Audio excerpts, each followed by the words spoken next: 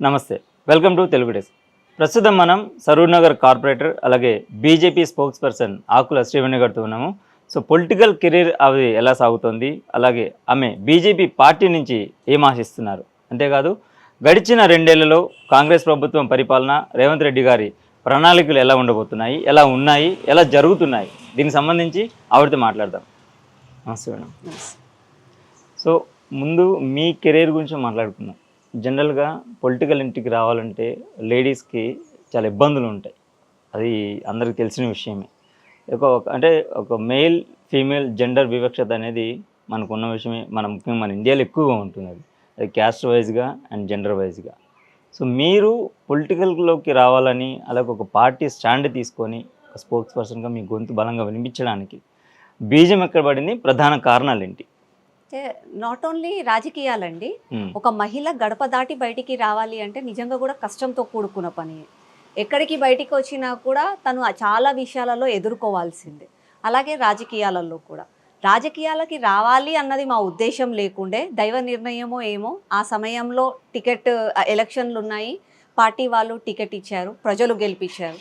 గెలిపించిన ప్రజలకు న్యాయం చేయాలి, టికెట్ ఇచ్చిన పార్టీకి కూడా నా వంతు సహాయం నేను చెయ్యాలి, ఒక ఉడతా భక్తిలాగా అని చెప్పి గెలిచిన రోజు నుంచి నా టర్మ్ అయిపోయిన తర్వాత ఇప్పటి వరకు కూడా అదే నా ప్రయాణం అలాగే కొనసాగుతుంది.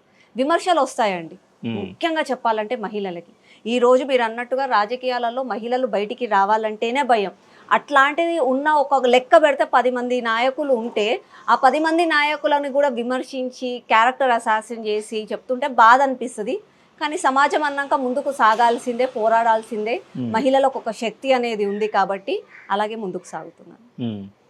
జనరల్గా ఫీమేల్స్కి ఇబ్బందులు అనేది ఇంతవరకు రెగ్యులర్గా వినేది సినిమా ఇండస్ట్రీకి సంబంధించి వింటున్నాము. అలాగే మన సాఫ్ట్వేర్ ఎంప్లాయీస్ దగ్గర నుంచి అంటే మిగతా ఐటీ రంగాల్లో వింటూ ఉన్నాం.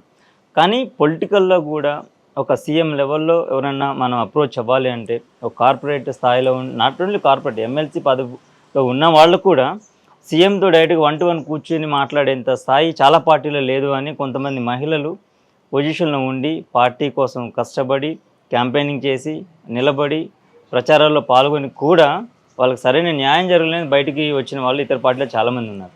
సో మరి మీరు ఇంత బలంగా నిలబడడానికి బీజేపీ నుంచి మీకు ఎలాంటి సపోర్ట్ ఉంది? మా బీజేపీలో మహిళలు అన్న మంచి గౌరవం ఇస్తారండి. ఒక అక్కలాగా, ఒక చెల్లగలాగా అందరినీ కూడా స్వీకరిస్తారు. అది ఒక బలం. దాంతోపాటు నా కుటుంబం నాకున్న బలం. ఈ 2 బలాలు చేకూరాయి కాబట్టి పక్కన వాళ్ళు ఎంత విమర్శించినా సరే వాళ్ళు విసిరిన రాళ్ళ కంటే వీళ్ళు విసిరే పూలు ఎక్కువగా ఉన్నాయి కాబట్టి ముందుకు సాగుతున్నారు. అండ్ ఓకే, పార్టీకి సంబంధించి ఒక లీడర్ కాకపోతే ఒక లీడరు, లేకపోతే నరేంద్ర మోదీ గారి దగ్గర నుంచి ఎవరో ఒకళ్ళు సపోర్ట్ ఉంటారు, వెన్నుముకగా నిలుస్తారు. ఫ్యామిలీలో కొన్ని ఇష్యూస్ వచ్చినప్పుడు మీరు స్టాండ్ తీసుకొని మాట్లాడుతున్నప్పుడు మీ మీద విమర్శలు వచ్చినప్పుడు రీసెంట్ ఇష్యూస్ కూడా చూశాను నేను. సో అలాంటి టైంలో మీకు ఎందుకు అసలు పొలిటికల్, మనకు వెలిసిటిల్లు అంతా బాగానే ఉంది కదా అసలు అని మిమ్మల్ని వెనక్కి లాగిన సందర్భాలు ఎంత ఉన్నాయా? అంటే మీ హస్బెండ్ దగ్గర నుంచి, మీ ఫాదర్ దగ్గర నుంచి? అంటే లేదు, ఫస్ట్ ఆఫ్ ఆల్ నేను రాజకీయాలకి సూటు గాను అని చెప్పి మా ఇంట్లో వాళ్ళే చెప్పారు. నేను రాజకీయాలకు సూటు కానండి. అంటే ఈ రాజకీయాలలో ఎలా అయితే కొంతమంది అనుకుంటారు రాజకీయాలంటే ఒక 10 కార్లు వేసుకొని పోవాలి, వెనకాల ఒక 50 మంది రావాలి, రుబాబ్గిరి చేయాలి, భూ కబ్జాలు చేయాలి, ఉన్నది లేనట్టుగా లేనిది ఉన్నట్టుగా చిత్రీకరించాలి. అది నాకు చేత కాదు. నేను రాజకీయాలలో సూటు కాదు. నేను ఉన్నది ఉన్నట్టుగానే చెప్తాను. బ్లాక్ అంటే బ్లాక్, వైట్ అంటే వైట్. మధ్యంగా చూసుకుంటూ వెళ్ళి తప్పు జరుగుతున్నా కూడా కళ్ళు మూసుకొని, తప్పు జరుగుతున్నా కూడా నోరు మూసుకునే క్యారెక్టర్ నాది కాదు. కాబట్టి ఫస్ట్ నాకు టికెట్ ఇస్తాను అని పార్టీ అన్నప్పుడు మా ఇంట్లో వాళ్ళు కొంతమంది అన్నారు, నువ్వు రాజకీయాలలో ఎక్కడ సూట్ అవుతావు, ముక్కు సూటిగా మాట్లాడతావు, రాజకీయాలలో పొద్దున్న లేసి అబద్ధాలు మాట్లాడాల్సి వస్తుంది, ఎలా ఉంటావు అని అంటే ఆ రోజు చెప్పాను, రాజకీయాలలో నాకు అవకాశం పార్టీ ఇచ్చింది. ఒకవేళ ప్రజలు కూడా అదే ఆశీర్వాదం ఇస్తే మాత్రం ఉన్నన్ని రోజులు నేను ఊపిరి పీల్చుకుంటున్నన్ని రోజులు ప్రజలకు న్యాయం చేస్తాను. అంటే బాధ్యతారహితం, ఒక అకౌంటబిలిటీ, ఒక ట్రాన్స్పరెన్సీ, పారదర్శకత అంటాం. రాజకీయాలలో అవి 2 ముఖ్యం. అవి 2 నేను తీసుకురావడానికి ప్రయత్నిస్తాను. నన్ను చూసి ఇలా ఉండాలి రాజకీయ నాయకులు అన్న ఒక ఆలోచన వచ్చినా సరే ఆ రోజు నేను గెలిచినట్టే అని అనుకున్నాను. 5 సంవత్సరాల నుంచి అదే పోరాటం చేశాను. నా అధికారం అంటే టర్మ్ అయిపోయిన తర్వాత కూడా నా పార్టీ ఆశీర్వాదంతో ఇప్పటికీ కూడా పోరాడుతున్నాను. అండ్ సరూర్ నగర్ నుంచి మీరు కార్పొరేటర్గా ఉన్నారు కాబట్టి సో ఇక్కడ ప్రధానంగా మీకు కనిపించే సమస్యలు ఏంటి, అవి ఎంతవరకు పరిష్కరించగలిగారు? చూడండి, సరూర్ నగర్ డివిజన్లో సమస్యలు ఏంటి అన్నది, సమస్యలు అభివృద్ధి అన్నది అది ఒక పాసింగ్ క్లౌడ్ లాగా పోతూనే ఉండాలి, జరుగుతూనే ఉండాలి. కానీ 150 డివిజన్లలో నేను ఒక కార్పొరేటర్నేనండి. ప్రతి సంవత్సరం నేను చేసిన పనులను, నాకు వచ్చిన నిధులు, నేను ఇచ్చిన వినతి పత్రాలు, దానితో పాటుగా ఏ పనులు పూర్తయ్యాయి, ఇంకా ఏ పనులు ప్రారంభంలో ఉన్నాయి, ఏ పనులు కావాల్సి వస్తుంది అని చెప్పి ప్రతి ఒక్క సంవత్సరం రిపోర్ట్ కార్డ్ నేను రిలీజ్ చేశాను. నా 5 సంవత్సరాలు పూర్తి అయిన తర్వాత కూడా ఒక రిపోర్ట్ కార్డ్ ఇచ్చాను. 5 సంవత్సరాలలో నేను రాకముందు ఏంటి, వచ్చిన తర్వాత ఏంటి, నేనేమి చేయగలిగాను, ఇంకా ఏమి చేయాలి అని కూడా నేను రిపోర్ట్ కార్డ్ ఇచ్చానండి. అయితే నేను ఒక్కదాన్ని ఇచ్చానని నేను అనుకుంటున్నాను. ఆ విషయంలో నేను చాలా గర్వంగా ఉన్నాను. నా డివిజన్లో రోడ్ల మరమ్మతులు, డ్రైనేజ్ విషయాలు, ఇవన్నీ నా డివిజన్తో పాటు నగరంలో ఉన్న అన్ని డివిజన్లలో ఈ సమస్యలు ఉన్నాయి. అవి నెవర్ ఎండింగ్ సబ్జెక్ట్ అవుతూనే ఉంటాయి. దాంతో పాటుగా నా డివిజన్లో నేను పోరాడి చేసింది అని అంటే, నేను కార్పొరేటర్ కాకముందు ఒక 10 సంవత్సరాలకు ముందే అప్పట్లో ఎమ్మెల్యేగా ఉన్న సబితా ఇంద్రారెడ్డి గారు, అప్పుడు తను మంత్రిగా ఉండే, ఆమె ఏం చేశారంటే సరూర్ నగర్ డివిజన్కి ఒక జూనియర్ కాలేజ్ కట్టాలి అని చెప్పి వాళ్ళు కట్టారు. కట్టిన 10 సంవత్సరాల తర్వాత నేను కార్పొరేటర్ అయ్యాను ఇదే సరూర్ నగర్. కార్పొరేటర్ అయిన తర్వాత ఒక రోజు ఆ గ్రౌండ్ సైడ్ వెళ్ళాను అనమాట. మున్సిపల్ ఆఫీస్ దగ్గర ఉంటుంది. ఆ గ్రౌండ్ సైడ్ వెళ్ళినప్పుడు ఒక బాబు బయట యూరినేట్ చేస్తున్నాడు. నేను ఆ అబ్బాయిని అడిగాను, నువ్వు రోడ్ల మీద ఇలా చేసే తప్పు కదా, నువ్వే వేరే వాళ్ళకి చెప్పేది పోయి నువ్వు చేస్తున్నావేంటి ఇట్లా అని అడిగాడు. అడిగితే ఆ బాబు అన్నాడు, నాకు కాలేజ్లో టాయిలెటే లేదు మేడం అని అన్నాడు. కాలేజ్లో టాయిలెట్ లేకపోవడం ఏంది అని అంటే, మా కాలేజ్లో టాయిలెట్ లేదు మేడం అని అన్నాడు. అయ్యి అవునా అని చెప్పి అప్పటిదప్పుడు ఇన్స్పెక్షన్ చేసాం అందరం కలిసి. పోయి చూస్తే అక్కడ సుమారు 700 మంది అమ్మాయిలు, అబ్బాయిలు, విద్యార్థులు చదువుకుంటున్నారు.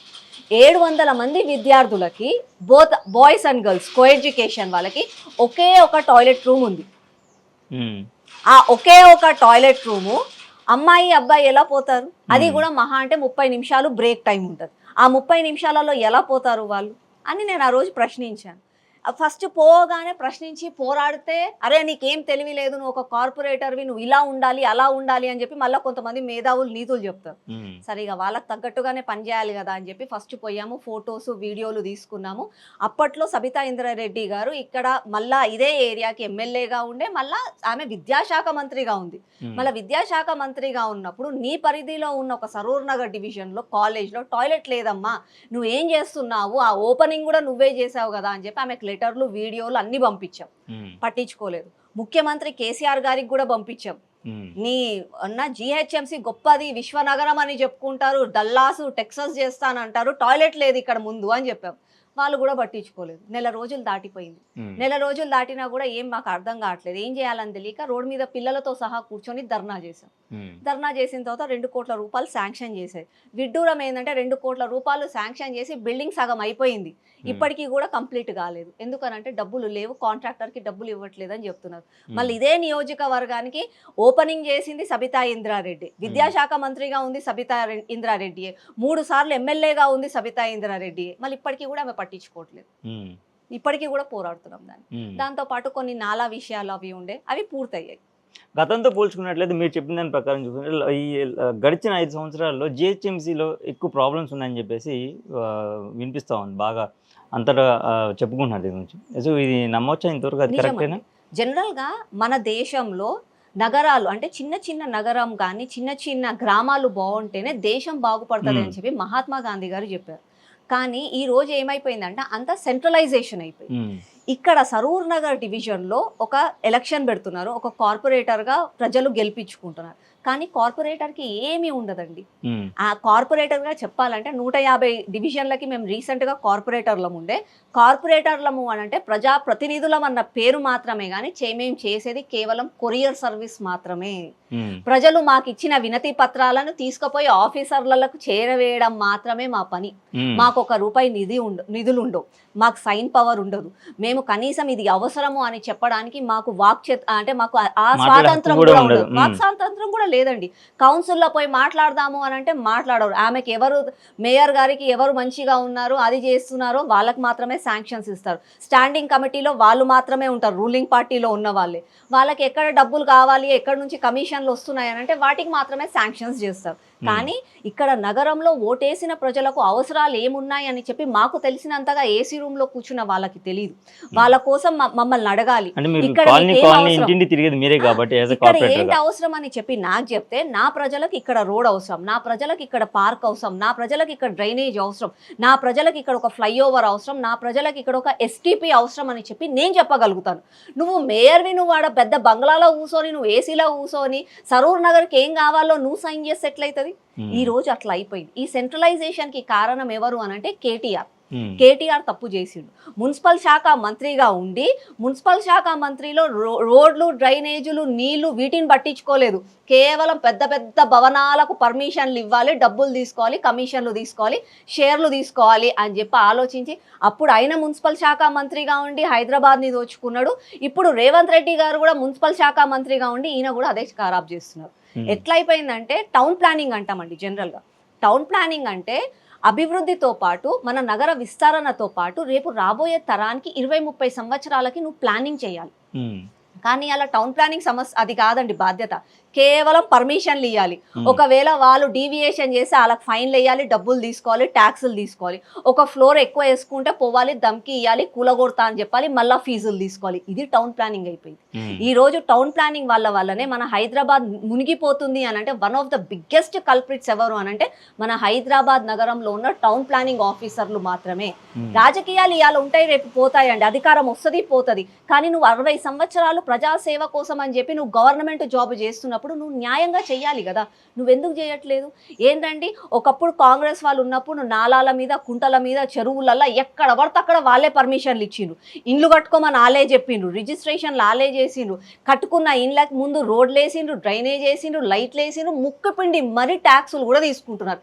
ఈ ఆలోచి చెరువు మునిగిపోయింది, ఇల్లు కూలగొడతాము అనడం ఏంది? నువ్వు పర్మిషన్లు ఇచ్చినప్పుడు ఏడిపోయింది నీకు తెలియదా? అది ఎఫ్టీఎల్ అని చెప్పి, అది బఫర్ జోన్ అని చెప్పి, అది చెరువు ప్రాంతం అని చెప్పి నీకు తెలియదా? ఇవాళ ఎందుకు నువ్వు మేలుకున్నావు? తప్పు చేసింది నీ కాంగ్రెస్ పార్టీ వాళ్ళే కదా. తప్పు చేసింది అప్పుడు నీ కాంగ్రెస్ ఉన్నప్పుడు అధికారులే కదా.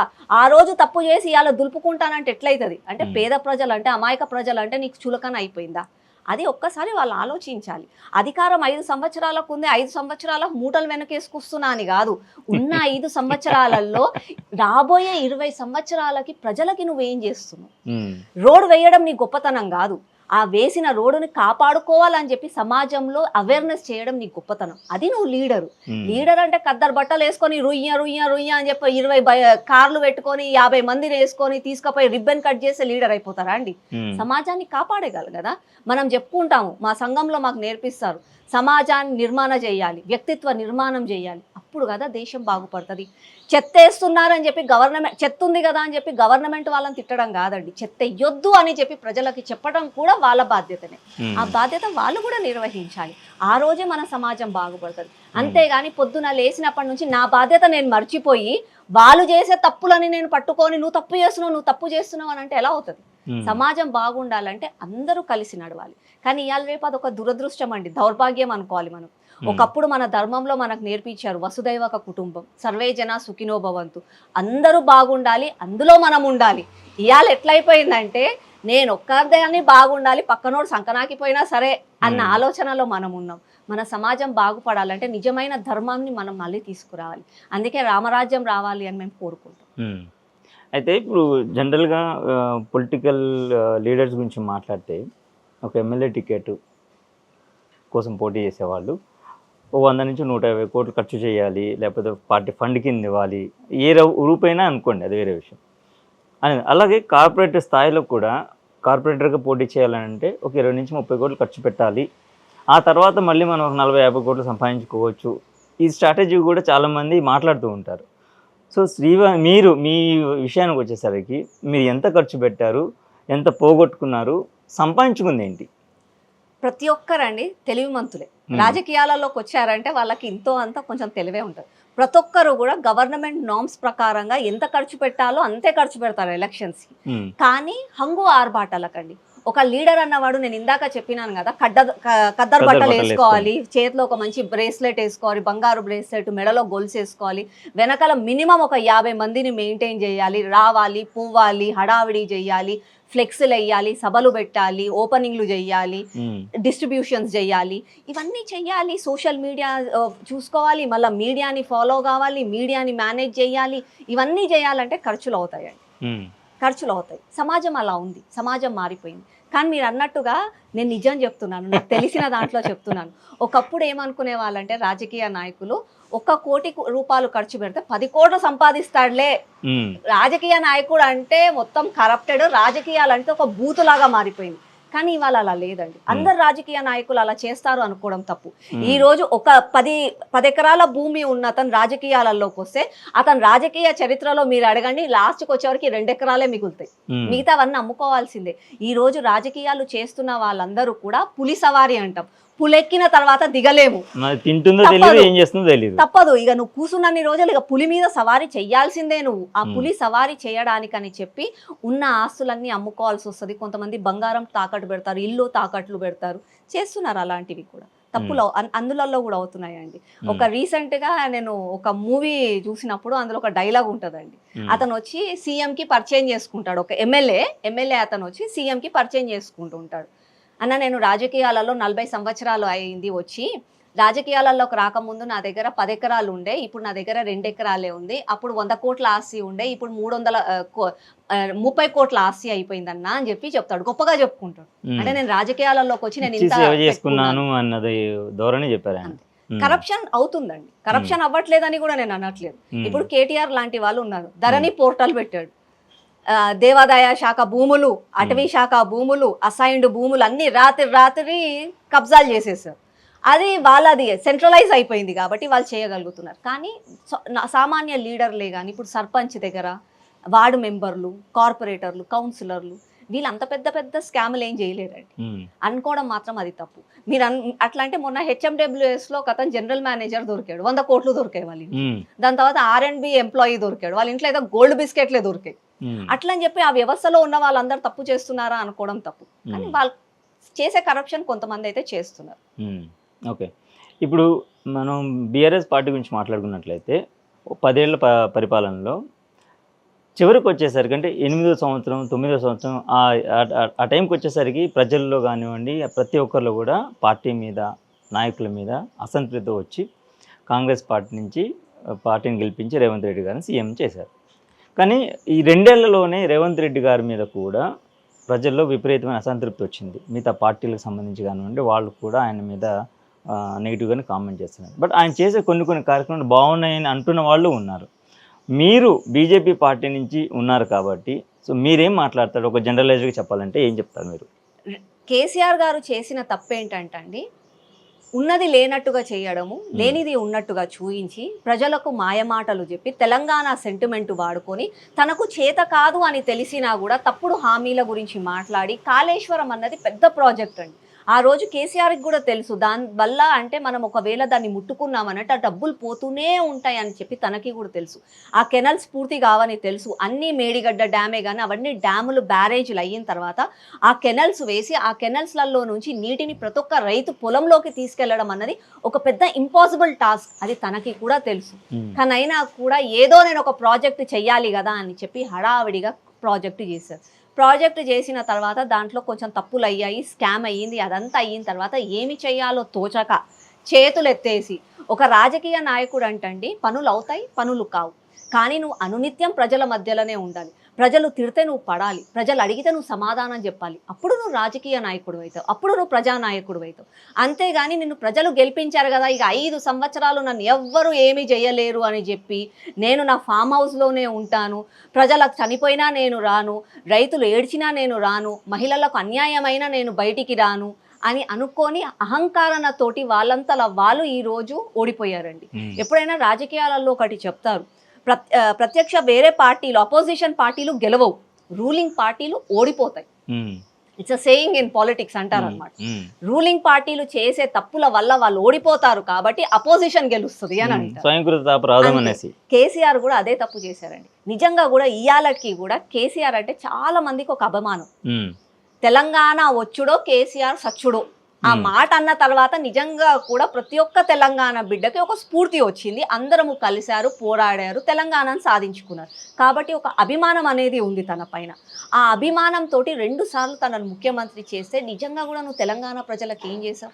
నీళ్లు నిధులు నియామకాలు అని అన్నావు. నీళ్లు నిధులు నియామకాలు అన్ని నీ కుటుంబానికే ఇచ్చుకున్నావు. మన తెలంగాణ ప్రజలకు ఎందుకు అన్యాయం చేసావు అన్నది ఒక అసంతృప్తి.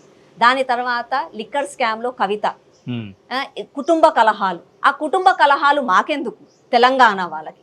టీవీ సీరియళ్ళు మస్తు వస్తున్నాయి, ఫ్యామిలీ డ్రామాలు మస్తు ఉన్నాయి, మీ కల్వకుంట్ల డ్రామా మాకెందుకు అని చెప్పి ప్రజలకు వెక్స్ అయిపోయారు. ఆయన ఓడగొట్టారు. రేవంత్ రెడ్డి వచ్చాడు. రేవంత్ రెడ్డి వచ్చి అరే రైతుల అన్యాయం జరుగుతుంది, చివరి ధాన్యం వరకు నేను కొంటాను అని చెప్పి ప్రతి ఒక్క రైతుకి హామీ ఇచ్చాడు. రుణమాఫీ నేను చేస్తానన్నాడు, 6 గ్యారంటీలు ఇస్తానన్నాడు, 420 హామీలు చేసిండు. ఓట్లు వచ్చినాయి. ఓట్లు వచ్చిన తర్వాత ఏమంటాడు, నేను ఏదో పెద్ద ఖజానా ఉందనుకున్నాను, పోయే వరకు ఖాళీ గిన్నెలు ఉన్నాయి, నా చేతిలో చిప్ప పెట్టిపోయిండు కేసీఆర్ అంటే మళ్ళీ నీకు తెలియదా చిప్ప పెట్టిండు కేసీఆర్ అని చెప్పి? నువ్వు పోయి ప్రచారం చేసినప్పుడు నువ్వే చెప్పినావు కదా, ఉద్యోగస్తులకి జీతాలు ఇయ్యే సిచ్యువేషన్లో లేము, ఈ రోజు మన తెలంగాణ మొత్తం అప్పులపాలు అయిపోయింది, మన తెలంగాణ ఆర్థికంగా దిగజారిపోయింది అని చెప్పి నీకు తెలియదా? నువ్వు మళ్ళీ తులం బంగారం ఇస్తాను ఎందుకు ఒప్పుకున్నావు? స్కూటీ ఇస్తాను ఎందుకు ఒప్పుకున్నావు? 4000 నిరుద్యోగ భృతి ఇస్తానని ఎందుకు అనుకున్నావు? 2500 మహాలక్ష్మి పెన్షన్ ఎందుకు ఇస్తానన్నావు? రుణమాఫీ చేస్తానని ఇలా రుణమాఫీ చేస్తాను, నువ్వు 2 లక్షలు తెచ్చుకో అని చెప్పి నువ్వు ఎందుకు రైతులకు మబ్బ పెట్టినావు? నువ్వు చేసింది కూడా మోసమే. కాబట్టి ఈరోజు తెలంగాణ ప్రజలు డిసైడ్ అయ్యిండ్రు, మాకు కేసీఆర్ వద్దు, మాకు రేవంత్ రెడ్డి కాంగ్రెస్ వద్దు, మాకు బీజేపీనే కావాలి, మేము బీజేపీని గెలిపించుకుంటాం, బీజేపీ గెలిస్తే డబుల్ ఇంజన్ సర్కార్ వస్తుంది. ఎట్లయితే ఉత్తరప్రదేశ్ మంచిగా డెవలప్ అవుతుందో అట్లానే తెలంగాణ కూడా డెవలప్ అవుతుంది. ఏ రోజు 50 సంవత్సరాల నుంచి పోరాడుతున్నాం తెలంగాణ కోసం అని చెప్పి వచ్చిన తెలంగాణలో మళ్ళా మేము పోరాడాలా? ఆ రోజేమో నిజాంతో పోరాడినాం, తర్వాత ఆంధ్ర బిడ్డలతోటి పోరాడినాం, మాకు నిధులు మాకు నియామకాలు కావాలని చెప్పి. అరే పోరాడి తెచ్చుకున్న తెలంగాణ మళ్ళీ మన తెలంగాణ బిడ్డలతోనే మనం పోరాడుతున్నాం. ఇదెక్కడ దౌర్భాగ్యం? కాబట్టి ఈసారన్నా బీజేపీని గెలిపించుకుంటాము. బీజేపీ గెలిచిన తర్వాత డబుల్ ఇంజన్ సర్కార్ తోటి దేశంతో పాటుగా తెలంగాణ కూడా ముందుకి దూసుకెళ్తుంది అని చెప్పి ఈరోజు ప్రజలు నిశ్చయించుకున్నారు. ఈసారి గెలవడం మాత్రం బీజేపీ ఖాయం. మేము కార్యకర్తలాగా అంటలేము, తెలంగాణ బిడ్డలు మీరు పోయి అడిగితే వాళ్ళే చెప్తున్నారు. అరే నమ్మి 10 సంవత్సరాలు ఇస్తే వాళ్ళేం చేసిండ్రు, ఏం చేయలే. నమ్మి ఈయనకిస్తే ఈయన ఏం చేసిండు, ఈయన కుర్చీ కాపాడుకోవడానికి ఢిల్లీకి మూటలు పంపిస్తున్నాడు కానీ ప్రజలకు ఏం చెప్తలేడు. పొద్దున లేసి రాహుల్ గాంధీని పీఎం చేస్తా అని చెప్తాడు. నీ కళ అది కాదు. నీ కళ తెలంగాణ ప్రజల సంక్షేమం పెంచాలనుకోవాలి, నీ కళ తెలంగాణ అభివృద్ధి పెంచాలని ఆలోచించాలి. నీ కళ రాహుల్ గాంధీని పీఎం చేసేది ఉంటే నిన్ను ముఖ్యమంత్రిగా మేమెందుకు గెలిపించుకుంటాం? ప్రజలు క్లారిటీతో ఉన్నారు, ప్రజలు గెలిపిస్తారు. రేపు రాబోయేది బీజేపీ ప్రభుత్వమే. బీజేపీ వచ్చిన తర్వాత తెలంగాణ కూడా దేశంలో నంబర్ 1 స్టేట్గా ముందుకెళ్తుంది. భారతదేశం వికసిత్ భారత్ కలలు అంటున్న నరేంద్ర మోదీకి మన తెలంగాణ బిడ్డలందరం కూడా సహకారం అందిస్తాం. సో రానున్న రోజులు మీరు ఇంత బలంగా చెప్తున్నారు అంటే బీజేపీ పార్టీ తెలంగాణలో ముఖ్యంగా ఎంత అంటే ఏ స్థాయిలో బలంగా ఉందంటారు? ఇక్కడ సీఎం అయ్యే క్యాండిడేట్ మీ దృష్టిలో మీకు సంబంధించినంత వరకు ఎవరున్నారనుకుంటున్నారు? మా బీజేపీ పార్టీలో క్యాండిడేట్ చూసి ఓటేయరండి, బీజేపీ పార్టీ సిద్ధాంతం కోసం ఓటేస్తారండి. ఈ రోజు ఉత్తరప్రదేశ్లో యోగి ఆదిత్యనాథ్ గారికి ఎలక్షన్స్ జరిగినప్పుడు యోగి ఆదిత్యనాథ్ గారు సీఎం అవుతారని చెప్పి ఎవరు ఓటేయలేదండి. బీజేపీ ప్రభుత్వం రావాలి, బీజేపీ వస్తే నిష్పక్షపాతంగా నా రాష్ట్రం బాగుపడుతుంది అని చెప్పి ప్రజలు నమ్మి బీజేపీకి ఓటేశారు. మొన్న ఢిల్లీలో ఎలక్షన్స్ జరిగినప్పుడు కూడా ఆప్ని ఓడగొట్టి మేము బీజేపీ వస్తేనే మా ఢిల్లీ మంచి బాగుపడుతుంది, ఈ ఫ్రీ బీసు అవి అని చెప్పి మాకు మాయమాటలు చెప్తున్నారు, మాకు ఢిల్లీలో కూడా బీజేపీ ప్రభుత్వమే రావాలి అని చెప్పి ఆ రోజు బీజేపీని గెలిపించిన తర్వాత రేఖా గుప్తా గారు సీఎం అయ్యారండి. మా పార్టీ ఎప్పుడు సీఎంని ముందు డిక్లేర్ చేయదు. నువ్వు నమ్మే సిద్ధాంతానికి నువ్వు ఓటేయి, నువ్వు నమ్మకంతో మా బీజేపీ పార్టీకి ఓటేయి, బీజేపీ పార్టీకి ఓటేసి బీజేపీ ప్రభుత్వం అక్కడ వచ్చిన తర్వాత బీజేపీలో నుంచి ఏ ఒక్క కార్యకర్తనన్నా సీఎంగా అవుతారు. మేము ఇంకొక క్లారిటీగా చెప్తున్నాను, మా బీజేపీ పార్టీలో కుర్చీ కోసం పనిచేసే వాళ్ళు ఉండరండి, ఎజెండాల కోసం జెండాలని మార్చే వాళ్ళు ఉండరు. ఏదో అలంకరణ కోసం రిబ్బన్లు కట్ చేయాలి, అహంకారం కోసము అక్రమ ఆస్తుల కోసము జెండాలను ఎజెండాలను మార్చరు.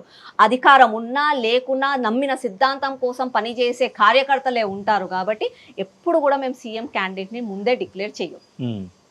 సో తెలంగాణ రాష్ట్రంలో పవన్ కళ్యాణ్ గారిని నెక్స్ట్ ఎలక్షన్స్కి బీజేపీ పార్టీ నుంచి బలంగా దింపే అవకాశాలు ఉన్నాయని చెప్పేసి కూడా మాట్లాడుకుంటున్నారు. కూటమి ఏపీలో కూటమి ప్రభుత్వం ఉంది కాబట్టి అందులో ఒకటి జనసేన పార్టీ. సో అదే జనసేన పార్టీ బీజేపీతో కొలాబరేట్ అయ్యేసి ఇక్కడ పార్టీని బలోపేతం చేయడానికి పవన్ కళ్యాణ్ గారుతో ఎక్కువగా సంప్రదింపులు జరుపుతూ నరేంద్ర మోదీ గారి ఆధ్వర్యంలో కొన్ని కార్యక్రమాలు చేపట్టే పనులు జరుగుతున్నాయని చెప్పేసి అంటున్నారు. ఇది ఎంతవరకు నిజం? మాకు తెలిసినంత వరకు అండి, మా పార్టీ ఇప్పుడు చాలా బలమైన ప్లేస్లో ఉన్నామండి. మా అంతలా మేము ఒంటరిగా పోరాటం చేస్తే బీజేపీ ఈ రోజు గెలుస్తుంది అన్న నమ్మకం ప్రతి ఒక్క కార్యకర్తకు ఉంది, తెలంగాణ బిడ్డలందరికీ కూడా ఉంది. కాబట్టి ఎవరితో పొట్టుపోవాల్సిన అవసరం బీజేపీ పార్టీకి లేదు. కానీ ఎన్డీఏలో భాగస్వాములు పవన్ కళ్యాణ్, టీడీపీ వాళ్ళందరూ కాబట్టి తర్వాత రాజకీయంగా ఎలాంటి చర్యలు ఉంటాయి, ఎలాంటి నిర్ణయాలు తీసుకుంటారో అన్నది అది అధిష్టానం నిర్ణయిస్తుంది. కానీ ప్రస్తుతానికి మాత్రం తెలంగాణలో మేము ఒంటరిగానే పోటీ చేస్తాం. ఓకే. సో మీకు తెలిసిన అనాలిసిస్ ప్రకారం నెక్స్ట్ ఎలక్షన్స్కి వచ్చేసరికి ఇక్కడ ఏ పార్టీతో క్లబ్ అయ్యే అవకాశాలు కనిపిస్తుంటాయి మీకు? అంటే బీఆర్ఎస్ సోలోగా వచ్చే అవకాశం ఉందా, లేకపోతే ఇంకేదైనా పార్టీతో, అది బీజేపీ కావచ్చు, ఇంకెవరితోటైనా కావచ్చు, వాళ్ళతో పొత్తు పెట్టుకునే అవకాశం ఉందా? ప్రస్తుతానికి మన రాష్ట్రంలో కనిపించేవి రెండే అండి. ఇప్పుడు అధికారంలో ఉన్న కాంగ్రెస్, ప్రతిపక్షంలో ఉన్న మా బీజేపీ మాత్రమే. బీఆర్ఎస్ పార్టీ ఏడుందండి, భూస్థాపితం అయిపోయింది. అసలు బీఆర్ఎస్ పార్టీకి క్లారిటీనే లేదు. సంవత్సరానికి ఒక్కసారి ఏదో ఓటీపీ వస్తే వచ్చిపోయే నాయకుడు కేసీఆర్ గారు. కేటీఆర్ గారికి ఆయన స్కాములు బయటికి ఎప్పుడు వస్తాయా, వాళ్ళ చెల్లెనే బయట పెడతదా అని చెప్పి భయాందోళనలో కేటీఆర్ ఉన్నాడు. హరీష్ రావు పొద్దున లేసి స్కాములు చేసిండు, దొంగతనాలు చేసిండు, డబ్బులు తిన్నాడని చెప్పి కల్వకుంట్ల కవిత ప్రెస్ మీట్ పెట్టే మరీ చెప్తుంది. కల్వకుంట్ల కవితక ఎప్పుడు కేసు మళ్ళీ ఓపెన్ అయిపోతే ఎప్పుడు జైలుకి పోతుందా ఆమెకే తెలియదు. ఇక వాళ్ళ కుటుంబ కలహాలతోనే వాళ్ళు బిజీగా ఉంటే రాష్ట్రాన్ని ఏడా కాపాడుకుంటారు వాళ్ళు. కాబట్టి అసలు బీఆర్ఎస్, టీఆర్ఎస్ రెండు పార్టీలు లేవు పిక్చర్లా. ఈ రోజు తెలంగాణ రాష్ట్రంలో పోరాటం ఎవరి మధ్యలో ఉంటుంది అంటే కాంగ్రెస్ కి మరియు బీజేపీకి మాత్రమే ఉంటుంది. అందులో బీజేపీ మాత్రం గెలుస్తుంది, గెలవాల్సిందే. తెలంగాణ రాష్ట్రంలో ఒక మహిళ సీఎం అయ్యే అవకాశం ఉందంటారు? అవ్వాలండి, తప్పు లేదు అందులో. ఇప్పుడు దేశాన్ని, ఎందుకంటే ఇప్పటి వరకు మనము చూసుకున్నట్లయితే మహిళ సీఎం అయింది ఎక్కడ కనిపించలేదు. సో నేను ఆ పాయింట్ ఆఫ్ వ్యూ అడుగుతున్నాను. ఇప్పుడు ఢిల్లీకి రేఖా గుప్తాని సీఎం చేశారండి. మన ప్రపంచంలోనే బిగ్గెస్ట్ డెమోక్రసీ అని అంటాం మన భారతదేశం. అట్లాంటి డెమోక్రటికల్ కంట్రీగా ఉన్న మన భారతదేశానికి ఫైనాన్షియల్ అడ్వైజర్గా, ఫైనాన్స్ మినిస్టర్గా ఉన్నది నిర్మలా సీతారామన్ గారు, ఒక మహిళని. దేశ రాజధానికి ముఖ్యమంత్రిగా ఉన్నది ఒక మహిళ, రేఖా గుప్తా గారు. మన దేశానికి ప్రెసిడెంట్గా ఉన్నది ద్రౌపది ముర్ము గారు, తను కూడా ఒక మహిళని. సో మహిళలు ముందుకు రావాలండి. రేపు మన తెలంగాణ రాష్ట్రానికి కూడా ఒక మహిళ ముఖ్యమంత్రి అవుతుంది అని అంటే మనకంటే ఎక్కువ గర్వపడే వాళ్ళు ఎవరు ఉంటారండి? నిజంగా కూడా మన భూమి, మన దేశం, మన ధర్మం అన్నీ కూడా మహిళలను ముందే చెప్పారండి. పేర్లు చూసుకుంటే కూడా అండి, సీతారామ, లక్ష్మీ శ్రీనివాస్, లక్ష్మీ వెంకటేశ్వరులు, అంటే ప్రతి ఒక్క పేరులో కూడా మహిళను ముందుకు పెడతారు. మహిళనే ముందుండాలి అని చెప్పి కోరుకునే ధర్మం మనది. కాబట్టి రేపు రాష్ట్రానికి ముఖ్యమంత్రి మహిళ అని అంటే మనకంటే గర్వపడే వాళ్ళు ఎవరు ఉంటారండి? అండ్ బండి సంజయ్ గారు, అలాగే ఈటెల రాజేందర్ గారు, తర్వాత కిషన్ రెడ్డి గారు, సో వీళ్ళ గురించి చెప్పాలి అంటే ఒక బీజేపీ నాయకురాలిగా మీరేం చెప్తారు? ఒక్కొక్కరిలో ఒక గొప్పతనం ఉందండి. ప్రతి ఒక్కరిలో ఒక గొప్పతనాన్ని మనం నేర్చుకోవాలి కూడా. కిషన్ రెడ్డి గారండి సామాన్య కార్యకర్త.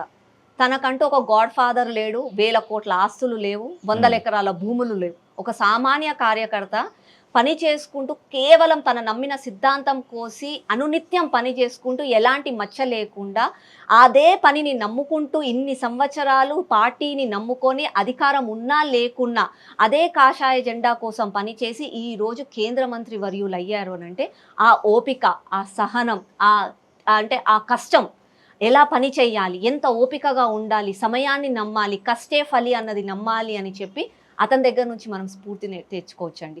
ఈటెల రాజేంద్ర గారు 7 సార్లు ఎమ్మెల్యే, మంత్రి పదవులు నిర్వహించారు, ఇప్పుడు పార్లమెంట్ మెంబరు.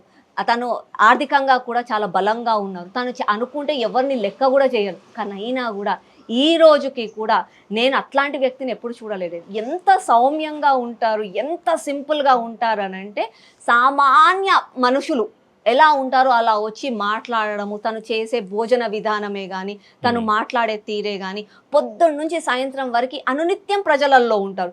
ఎంత చిన్న సమస్య అయినా సరే, ఇవాళ నేను పార్లమెంట్ మెంబర్ని, డ్రైనేజీ సమస్య నేనేందమ్మా మాట్లాడేది, అక్కడ ఉన్న లీడర్లను విలు, గల్లీ లీడర్లను విలు అని అనొచ్చు, కానీ అనరు. అన్నా ఇక్కడ సమస్య ఉంది అని అంటే ఒక పార్లమెంట్ మెంబర్ అయినా సరే నేను వస్తానమ్మా, నేను మాట్లాడతానమ్మా అని అంటాడు. ఆ గొప్పతనం నేర్చుకోవాలి.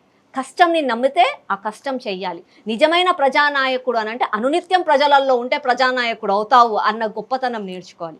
బండి సంజయ్ గారు ఉన్నారు. తన నమ్మిన సిద్ధాంతం కోసం ఒక మాస్ లీడర్గా ప్రతి ఒక్క కార్యకర్తలను ఎలా నా వెంబడి పెట్టుకోవాలి, ప్రతి ఒక్క కార్యకర్తలలో ఎలా స్ఫూర్తి నింపాలి, ఆ కార్యకర్తలతో పాటు నమ్మిన ప్రజలకు ఎలా సేవ చేయాలి అన్న ఒక స్ఫూర్తి, ఒక మేనేజ్మెంట్, ఒక కష్టము, అన్నం తిన్నా తినకున్నా నమ్మిన ప్రజల కోసం, నమ్మిన కార్యకర్తల కోసం ప్రాణాలైనా సరే ఇయ్యడానికి సిద్ధం అన్న ఒక ఆలోచన, ఒక బలం, అవన్నీ నేర్చుకోవాలండి. ప్రతి ఒక్కరిలో ఒకటి ఉంటుందండి నేర్చుకునేది. రఘునందన్ అన్న గారు ఉన్నారు, ఎంత అవలీలగా మాట్లాడేస్తారు. చెప్పాలనుకున్న విషయం ప్రతి ఒక్కరికి అర్థమయ్యేటట్టుగా చెప్పేస్తారు. ఆ ఓరేటర్ స్కిల్స్ ఉంటాయి, అవి నేర్చుకోవాలి. ధర్మపురి అరవింద్ గారు ఉన్నారు, ఎవ్వరికి భయపడేది లేదు, తప్పు చెయ్యనన్ని రోజులు గట్టిగా మాట్లాడు, ఆ ధైర్యం నేర్చుకోవాలి. చాలా ఉన్నాయి నేర్చుకోవాల్సి. సో నేను చెప్పింది 3 పేర్లు, మీరు ఇంకో 2 పేర్లు యాడ్ చేశారు వాటిలో. ధర్మపురి రవీంద్ర గారు, అలాగే ఈయన గురించి. ఈ 5 మందిలో సీఎం ఎవరవుతారు అంటే నాకు ఒక పేరు చెప్పాలంటే ఎవరు చెప్తారు? అంటే ఇది మీ సొంత అభిప్రాయం అని కూడా కాదు నేను అనేది. అంటే జనరల్గా మనకు ఉంటుంది ఒకటి, అంటే ఆ క్యాడర్ దగ్గర నుంచి, ఎక్స్పీరియన్స్ దగ్గర నుంచి, మొత్తం అన్నట్లు ఒక మైండ్లో డిఫరెన్స్ అయితే ఉండదు ఖచ్చితంగా. అండ్ పార్టీకి కూడా మైండ్లో ఒకళ్ళు ఉంటారు. అంటే ఇక్కడ భేదాభిప్రాయాలు అనేది కాదు పాయింట్ అక్కడ. సో వీరైతే సీఎం పదవికి అర్హులు అనేది, అంటే మిగతా వాళ్ళు అనర్హులు అని అనట్లేదు నేను. వీళ్ళ అనుభవాన్ని బట్టి ఎవరు అనేది ఏం చెప్తారు మీరు? చెప్పాలి అని అంటే ఈ 5గురులో ఎవరైతారు అన్నది ఎవరం చెప్పలేమండి. మా బీజేపీ పార్టీలో ఉన్న గొప్పతనం అదే. ఈ కుర్చీ నాది అని చెప్పి దీని మీద కండువా కప్పేసుకుంటా, దీని మీద ఖర్చు పేసేసుకుంటా అంటే కుదరదు. నా పార్టీ నిర్ణయిస్తుంది, సంస్థాగతంగా నిర్ణయాలు తీసుకొని ఈ బాధ్యత నువ్వు నిర్వహించు అంటేనే మేము నిర్వహిస్తాం. అంతవరకు మా అంతలా మేము డిసైడ్ అయిపోయి అయ్యేది మాత్రం పార్టీలో ఉండదండి. మా పార్టీలో వ్యక్తి పూజ ఉండదు. మా పార్టీలో కేవలం నమ్మిన సిద్ధాంతానికి మాత్రమే పూజ చేయాలి, నమ్మిన సిద్ధాంతం కోసమే పని చేయాలి అని నేర్పిస్తారు. ఒక కార్యకర్తగా నేను అదే నమ్ముతాను. ఇప్పుడు చెప్పిన 5 పేర్లలో కాకుండా ఏదో ఒక సామాన్య కార్యకర్త, ఆ పేరు మీరు వినకు కూడా ఉండకపోవచ్చు ఎప్పటికీ, అట్లాంటి వాళ్ళు కూడా రేపు సీఎం కావచ్చు.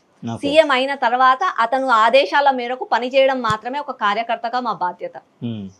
అండ్ మతానికి సంబంధించి ఈ మధ్యకాలంలో చూసుకున్నట్లయితే ఎక్కువ ప్రచారం జరుగుతోంది దీనికి సంబంధించి, మీద పార్టీలతో కూడా కంపేర్ చేసుకున్నట్లయితే. సో ఇది ఎందుకు అంత బలోపేతం అవుతుంది? ఈ రోజు ఓపెన్ గానే చెప్తున్నారు కదండి, కాంగ్రెస్ ఏతో ముస్లిం హే, ముస్లిం ఏతో కాంగ్రెస్ హే. ఒక ముఖ్యమంత్రి నడి రోడ్డు మీద నిలబడి మరీ చెప్తున్నాడు.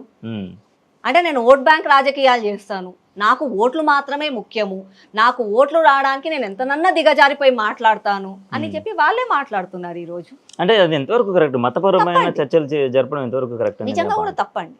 అందుకే నరేంద్ర మోదీ గారండి, కొంతమంది అంటారు మీ బీజేపీ పార్టీ మతోన్మాద పార్టీ కదా అంటే నాకు నవ్వొస్తుందండి. మా బీజేపీ పార్టీ ఒక్క పార్టీ అండి, భారత్ మాతాకి జై అని అంటామండి మేము. అదే వేరే పార్టీలు చూసుకోండి, జై కాంగ్రెస్, జై సోనియమ్మ ఏదో మాట్లాడుకుంటారు. అదే కేసీఆర్ పార్టీ చూసే జై తెలంగాణ, లేకపోతే మన జై కేసీఆర్, జై కేటీఆర్, జై సబితమ్మ, వాళ్ళ పార్టీల వాళ్ళు మాట్లాడుకుంటారు. కేవలం మా ఒక్క పార్టీ మాత్రమే భారత్ మాతాకి జై అంటే దేశం మొత్తం అంతా బాగుండాలి, ఈ దేశం బాగుంటేనే మనం బాగుంటాం అన్న ఒక్క ఆలోచనతోటి ముందుకెళ్తుంది. కానీ వేరే పార్టీలకు అవన్నీ ఏం లేదండి.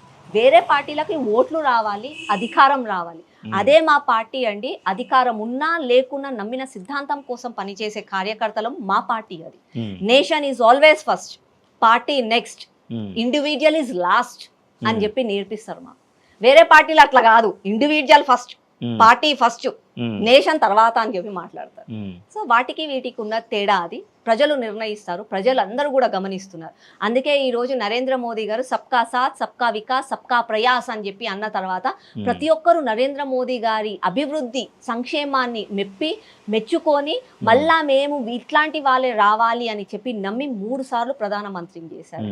3 సార్లు ప్రధానమంత్రి అయిన తర్వాత కూడా కొంతమంది మాట్లాడతారండి బీజేపీ మతోన్మాద పార్టీ అని. నేను అట్లాంటి వాళ్ళని అడగాలనుకుంటున్నాను. చెప్తున్నాను. నిజంగా కూడా బీజేపీ పార్టీ మతోన్మాద పార్టీ అయితే నిజంగా కూడా నరేంద్ర మోదీ గారు అయిన 12 సంవత్సరాలల్లా కేవలం హిందువులకే అప్లికబుల్ అయిన పాలసీలు ఏమైనా తెచ్చారా అండి?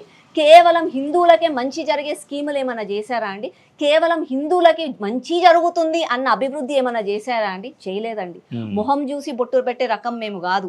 నరేంద్ర మోదీ గారు నిర్మించిన రోడ్లు అందరూ తీసుకుంటారు. నరేంద్ర మోదీ గారు ఇస్తున్న రేషన్ బియ్యం ప్రతి ఒక్కరికి అవుతుంది. నరేంద్ర మోదీ గారు ముస్లిం ప్రజల కోసం ఆలోచించి కాశ్మీర్ వ్యాలీ అగ్నిగుండంగా మారొద్దు, అక్కడున్న నా ముస్లిం సోదరులు కూడా మంచిగా ఉండాలి, దేశంలో భాగంగా ఉండాలి అని చెప్పి ఆశించి 370 ఆర్టికల్ని రద్దు చేశారు. నా ముస్లిం సహోదరులు న్యాయబద్ధంగా దేశంలో అందరికీ ఉన్నట్టుగానే వాళ్ళకి కూడా చట్టం ఉండాలి అని చెప్పి 3 తలాక్ని తీసుకొని వచ్చారు. వక్ఫ్ బోర్డ్ భూములను వీళ్ళు ముస్లిం పేర్ల మీద చెప్పి అమాయక ప్రజలను చేసి మింగేస్తున్నారు. కొంతమంది గుంట నక్కలలాగా తయారయ్యారు. అట్లాంటి గుంట నక్కలకు చెక్కు పెట్టాలని చెప్పి వక్ఫ్ బోర్డులో రిఫార్మేషన్స్ తీసుకొని వచ్చారు. సిఏఏ చట్టాన్ని తీసుకురావాలి అని చెప్పారు. ఎన్ఆర్సీ గురించి మాట్లాడుతున్నారు.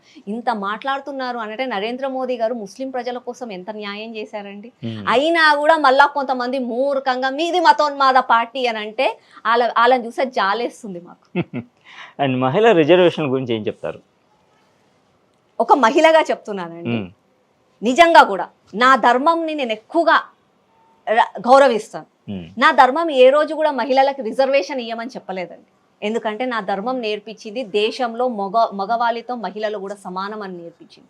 కానీ మధ్యలో కొంతమంది వచ్చారు ఎడారి నుంచి, వాళ్ళకక్కడ తిండి లేక భారతదేశం సస్యశ్యామలంగా ఉంది, ఇక్కడ బాగుంది అని చెప్పి వాళ్ళు వచ్చారు. వాళ్ళు వచ్చి సరే మనకేంది అని అంటే అతిథి దేవో భవ అని చెప్పి మన ధర్మం మనకు నేర్పించింది.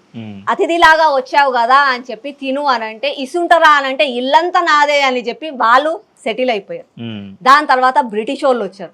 బిజినెస్ చేసుకుంటాం కదా, వ్యాపారం చేసుకుంటాం కదా అంటే సరే వచ్చి మిరియాలు అవి కొనుక్కోపో అని చెప్పి మనము చెప్తే మేము రాజ్యం ఏలుతాం అని చెప్పి మళ్ళీ వాళ్ళు వచ్చి రాజ్యం ఏలారు. అట్లాంటి వాళ్ళందరూ చూసారండి మన దేశంని.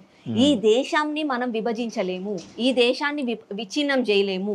మేము ఎక్కడెక్కడో అంతా పోయి మిషనరీలు అవి ఇవి పెట్టి మా దేశాలను మనుషులని మా వైపు తిప్పుకున్నాము. ఈ భారతదేశం ఏంది, ఎక్కడో త్రేతాయుగంలో పుట్టిన శ్రీరాముడిని ఇంకా పూజ చేస్తారు, శ్రీకృష్ణుడిని ఇంకా పూజ చేస్తారు, మహిళలను గౌరవిస్తారు, మహిళలను దేవత అంటారు, నదులను దేవత అంటారు, చెట్లని పూజిస్తారు. వీళ్ళెక్కడోళ్ళు? వీళ్ళనేమన్నా చెయ్యాలంటే ఏం చెయ్యాలి? ఫస్ట్ ఆఫ్ ఆల్ వీళ్ళకున్న మహిళా గొప్పతనాన్ని మనం విచ్ఛిన్నం చేయాలి. మహిళలంటే గొప్ప కాదు అని చెప్పి మేము బ్రిటిష్లో ఎట్లా చెప్పినామో, బ్రిటన్లో ఎట్లా చెప్పినామో అట్లనే ఈడ కూడా చెయ్యాలి అని చెప్పి మహిళలను బయటకు రాకుండా చేశారు. ఆ మొగలైలు వచ్చారు, మన ఆడబిడ్డలను చెరిచేస్తున్నారు అన్న భయానికి మనం మహిళలను ఇంట్లలో దాచిపెట్టినాం. ఈ రోజు ఎట్లయిపోయిందంటే సమాజము, ఒకప్పుడు మహిళలను ముందు నడిపించిన మన ధర్మమే ఈ రోజు మహిళా రిజర్వేషన్ కోసం పోరాడుతుంది. అట్లాంటి సమాజం, అట్లాంటి సిచ్యువేషన్ మనకు వచ్చింది. కాబట్టి సమాజంలో మార్పు రావాలి. ఒక్కసారి మహిళా రిజర్వేషన్ వచ్చిన తర్వాత కనీసం ఇప్పటికన్నా మహిళలు ముందుకు వస్తారు. మీరు నన్ను ముందు అడిగారు రాజకీయాలలో మహిళలు రావాలంటే భయపడుతున్నారు అని చెప్పి. కనీసం రిజర్వేషన్ వస్తేనన్నా తప్పనిసరి కాబట్టి అన్న ముందుకు వస్తారు. ముందుకు వచ్చిన తర్వాత అదే అలవాటుగా మారుతుంటది. రాబోయే తరంలో మీరు రిజర్వేషన్ ఇవ్వనవసరం లేదు. 100%లో 100 మంది ఏమన్నా ఉంటే అందులో 70-80 మంది మహిళలే ముందుంటారు. అండ్ మీరు మాట్లాడుతున్న దాన్ని బట్టి నేను ఒక కొటేషన్ మీది చూసాను మీ పేరు కింద. Spokes person, BJP leader, corporator, Saroor Nagar, ఇవి కాకుండా లేడీ సింగం అని చెప్పేసి కూడా చూసాను నేను. సో లేడీ సింగం అని అంటే మీకు అది అంటే ఎవరు పెట్టారు? సోషల్ మీడియాలో ఎవరైనా పెట్టిన పేరా, లేకపోతే ఇంట్లో పెట్టిన పేరా? అంటే మీ అగ్రెసివ్నెస్కి చూసి ఆ పేరు పెట్టారా? నేను చాలా ఇంట్రోవర్ట్ గా ఉండే ఇంతకు ముందు, రాజకీయాలకు రాకముందు. నా కుటుంబం, నా వ్యాపారం అంతవరకే నాకు సంబంధం. మిగతావి నేనేం పట్టించుకోకపోయేదాన్ని. రోడ్లో గుంతలు ఉంటే ఎట్లాంటి లీడర్లు ఉన్నారు, ఎట్లాంటి ఆఫీసర్లు ఉన్నారు, నేను కూడా తిట్టుకునే రకమే. నేనేమి సమాజానికి నేను కూడా ఏమి హెల్ప్ చేయలేకపోయాను ఆ టైంలో. తర్వాత నాకు ఒకసారి అవకాశం వచ్చిన తర్వాత మా ఇంట్లో పెద్దలందరూ చెప్పారు, ఒక సమయం వచ్చిందండి మీరు ఇందాక అడిగినట్టుగా. నేను రాజకీయాలలోకి రాగానే కొంతమంది నా సొంత పార్టీ వాళ్ళు కూడా నేను చేసే రాజకీయాలు వాళ్ళకి నచ్చలేదు. ఇట్లా ఒక్కదాన్ని పోయి రాజకీయం చేసే కాదు, ఇట్లా సింపుల్ గా ఉంటే కాదు, రుబాబ్ చేయాలి, నువ్వు పోయి శానిటైజేషన్ ఆఫీసర్లను పోయి అండి, గారు, అన్న అని మాట్లాడుతున్నావు, ఇట్లయితే రాజకీయం కాదు, లేక అధికారంలోకి వచ్చినాం రుబాబ్గిరి చేయాలి అని అంటే నా వల్ల కాదు, నేను మారను అని చెప్పాను అనమాట. అప్పుడు కొంచెం వ్యతిరేకించి విమర్శలు చేశారు, దాడులు చేశారు. అప్పుడు బాధ అనిపించింది, ఇంట్లోకి వచ్చి ఏడ్చాను. అవసరం లేదన్నా, మనకెందుకు ఇది చెప్పండి. మా హస్బెండ్కి చెప్పాను, రాజకీయం వద్దు, ఏమొద్దు, ఉన్న దాంట్లో హ్యాపీగా ఉందాము. ఎవరో ముక్కు మొహం తెలవనోడు వచ్చి నన్ను తిడుతున్నాడు, నాకెందుకు చెప్పి ఇవన్నీ అని అనుకున్నాం. తర్వాత మా ఇంట్లో పెద్దవాళ్ళు చెప్పారు, చాలా మందికి అవకాశాలు రావమ్మా, చాలా మందికి చాలా చెప్పాలని ఉంటుంది, సమాజంలో మార్పు తేవాలని ఉంటుంది, కానీ వినేవాళ్ళు ఉండరు. చెప్పేవాళ్ళు ఉన్నా వినేవాళ్ళు ఉండరు. కానీ నువ్వు చెప్తున్నావు, ప్రజలు వింటున్నారు కూడా. అట్లాంటి మంచి అవకాశం ఉన్న నువ్వు వదులుకోవద్దు. చేతనైనన్ని రోజులు. నాకు కొంతమంది ఛాలెంజ్ చేశారు, 6 నెలలలో నీ పని ఖతం చేస్తా అని అన్నారు. మా పెద్దవాళ్ళు చెప్పారు, మా మామయ్య, వాళ్ళు 6 నెలలు అన్నారు కదా, 6 నెలలు దాటి ఒక్కరోజు అన్న పని చేసి చూపి నాకు చాలు, ఆ తర్వాత నువ్వు వదిలేసుకో అమ్మా అని అన్నారు. ఆ 6 నెలలు సరే, 6 నెలలు ఒక్కరోజు నాకు టైం ఇచ్చారు. కొంతమంది వాళ్ళ పేర్లు ఎందుకు మనకు కానీ ఛాలెంజ్ చేశారండి. వచ్చిన కొత్తలో రాజకీయం తెలియదు, ఏం తెలియదు నాకు. నా మొహం పైన ఇట్లా ఏలు పెట్టి ఛాలెంజ్ చేశారు. బాధ అనిపించింది. తర్వాత మా ఇంట్లో వాళ్ళు పెద్దవాళ్ళు ప్రోత్సహించారు. చేసిన తర్వాత సరే 6 నెలలు ఒక్కరోజు పని చేసి చూపిస్తా, వాళ్ళ కోసం ఆ ఒక్కరోజు పని చేస్తా అనుకున్నా. 6 నెలలు పూర్తి అయ్యాయి, మంచిగా పనిచేసా, మంచి పేరు తెచ్చుకున్నాను, పోరాడాను, ప్రశ్నించాను, ఎదురించాను. ఆ తర్వాత 1 రోజు దాటింది, 2 రోజులు దాటినాయి, సంవత్సరాలు దాటినాయి, అయినా కూడా ఇంకా ఉన్నాను అని అంటే దానికి బలం నా కుటుంబం, నా సరూర్ నగర్ ప్రజలు, నా పార్టీ. ఓకే, రాజకీయాలు తెలియని వాళ్ళే రాజకీయాలు అద్భుతంగా చేస్తారనడానికి మీరు ఒక ఎగ్జాంపుల్. అలాగే తమిళనాడు రాజకీయాలు మొన్న జరిగిన ఎలక్షన్స్లో విజయ్ ఒక పెద్ద ఎగ్జాంపుల్ అని చెప్పొచ్చు. ఆయన తీసుకుంటున్నటువంటి నిర్ణయాలు ప్రతి ఒక్కరిని, ఇతర రాష్ట్రాలను కూడా కలవరపెడుతున్నాయి. రాజకీయ నాయకుల్లో ఒక భయాందోళన అయితే ఖచ్చితంగా కలిగిస్తున్నాయి. ఏంటి ఇలాంటి డెసిషన్స్ తీసుకుంటున్నాడు, ఇది రానున్న రోజుల్లో మిగతా పార్టీల మీద మన మీద ఎలాంటి ప్రభావం చూపించబోతుంది అనేది చాలా మందిలో ఉంది. ప్రజలు కూడా అది చాలా అబ్జర్వ్ చేస్తున్నారు ఆయన తీసుకున్నటువంటి నిర్ణయాలు. ఇక్కడ మిగతా ప్రభుత్వాలు, మిగతా రాష్ట్రాల్లో ఎందుకు అలాంటి నిర్ణయాలు తీసుకోలేకపోతున్నారు? మార్పు మంచిదేనండి, ఎప్పుడైనా సరే మారాల్సిందే. మనకి రాజ్యాంగం ఇచ్చిన హక్కు ఓటు హక్కు. ఆ ఓటు హక్కు ఎందుకు వేస్తాము? 5 సంవత్సరాలు ఒకవేళ మనకు నచ్చకపోతే మళ్ళీ ఇంకొక అవకాశం వస్తుంది అని చెప్పి ఆ ఓటు హక్కు వినియోగించుకుంటాం. ప్రతిసారి ఓటు వేసేది ఒక మార్పు రావాలని చెప్పో, లేకపోతే ఇంకా కొంచెం అభివృద్ధి చెందాలి, ఇంకా సంక్షేమం జరగాలని చెప్పే ప్రజలు ఓటు వేస్తారు. కాబట్టి అదే విధంగా కూడా తమిళనాడులో ఇద్దరు ఉన్న పాత వాళ్ళని ఎందుకు మనకు ఏఐడిఎంకే డిఎంకే వద్దు, మాకు ఒక కొత్త నవయువంగా వచ్చాడు, ఒక కొత్త ఆలోచనలతోటి మార్పు తెస్తానని అంటున్నాడు. ఇట్లాంటి వ్యక్తికి ఒక అవకాశం ఇద్దాము అని చెప్పి విజయ్కి అవకాశం ఇచ్చారు. దానికి అతనికి ఎట్లా అయితే అవకాశం దక్కిందో అవకాశానికి తగ్గట్టుగా పని చేస్తున్నారంటే నిజంగా కూడా ఆనందించదగ్గ విషయమే, స్వాగతించదగ్గ విషయమేనండి. ప్రతి ఒక్కరిలో కూడా మార్పు రావాలి. నేను ఇందాకనే మీతో అన్నాను, ఒక 50-60 సంవత్సరాల కింద ఒక లీడర్ అని అంటే కదర్ బట్టలు వేసుకోవాలి, ఒక 50 మందిని వేసుకోవాలి, కార్లలో రావాలి, లీడర్ వచ్చిండు అనగానే సమాజంలో అందరికీ తెలవాలి ఈయన లీడర్ అని చెప్పి తెలవాలి అన్నట్టుగా ఉంటుండే. రానున్న కాలంలో మారుతుంది. నరేంద్ర మోదీ గారు ఉన్నారు, ఒక బీచ్కి వెళ్తే అక్కడ చెత్త పడితే చెత్తను తీసేస్తారు. అప్పుడు అందరూ అనుకున్నారు, ఏంది ఈయన ఒక ప్రధానమంత్రి, ఈయన పేపర్లు ఎత్తడం ఏంది, ఈయన బాటిల్స్ ఇవ్వడం ఏంది అని అన్నారు. మళ్ళీ నరేంద్ర మోదీ గారు మంచిగా బట్టలు వేసుకొని పోతారు, మన భారతదేశాన్ని రిప్రజెంట్ చేశారు. భారతదేశం అని అంటే పేద దేశం కాదు, భారతదేశం అని అంటే సంపన్న దేశం, ఇంత స్టైలిష్గా ఉంటాం, ఫ్యాషన్ని స్టార్ట్ చేసిందే మా దేశం అని చెప్పి నరేంద్ర మోదీ గారు ఎప్పుడు వెళ్ళినా కూడా చాలా ఫ్యాషనబుల్గా మన దేశాన్ని ప్రజెంట్ చేస్తారు. అదే ఒక మార్పు.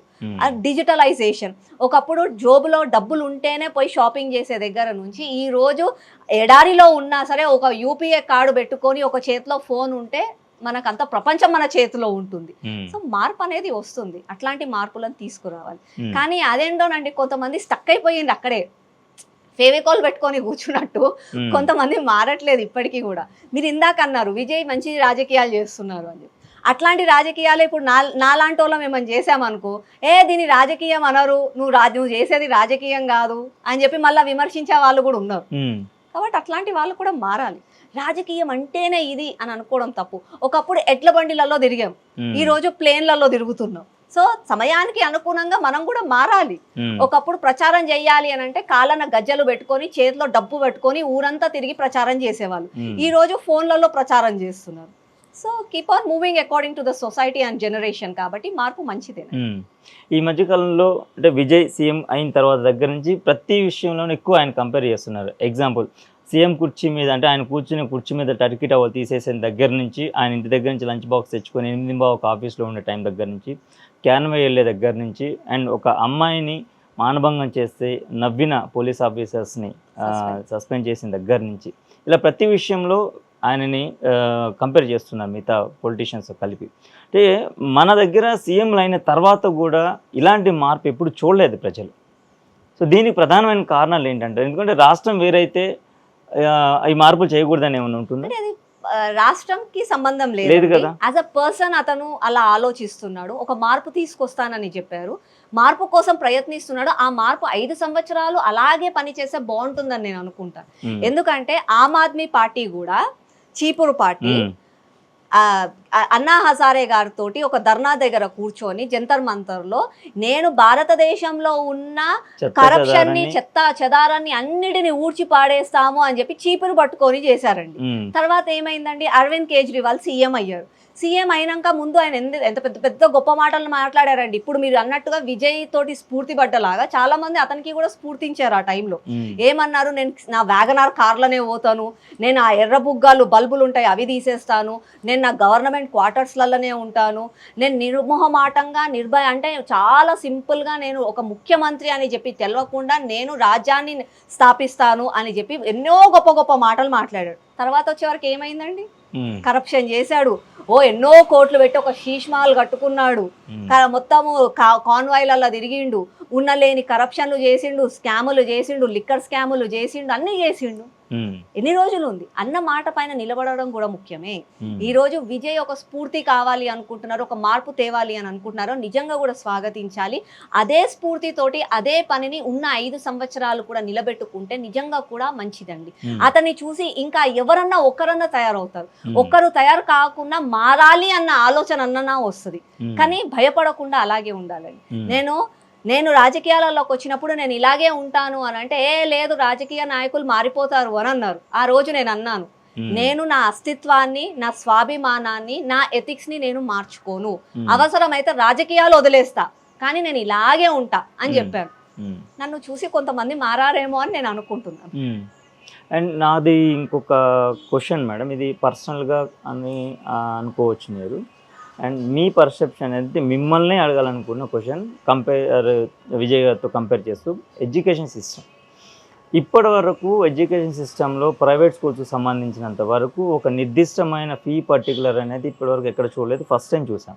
అంటే ఫస్ట్ స్టాండర్డ్ నుంచి 5th స్టాండర్డ్ వరకు ఇదే ఫీజు, ప్రతి స్కూల్లో ఇదే అప్లికబుల్, ప్రతి స్టూడెంట్కి ఇదే అప్లికబుల్, దీన్ని మించి వసూలు చేస్తే చర్యలు తప్పవు అనేది తీసుకున్న సిస్టమ్ అది.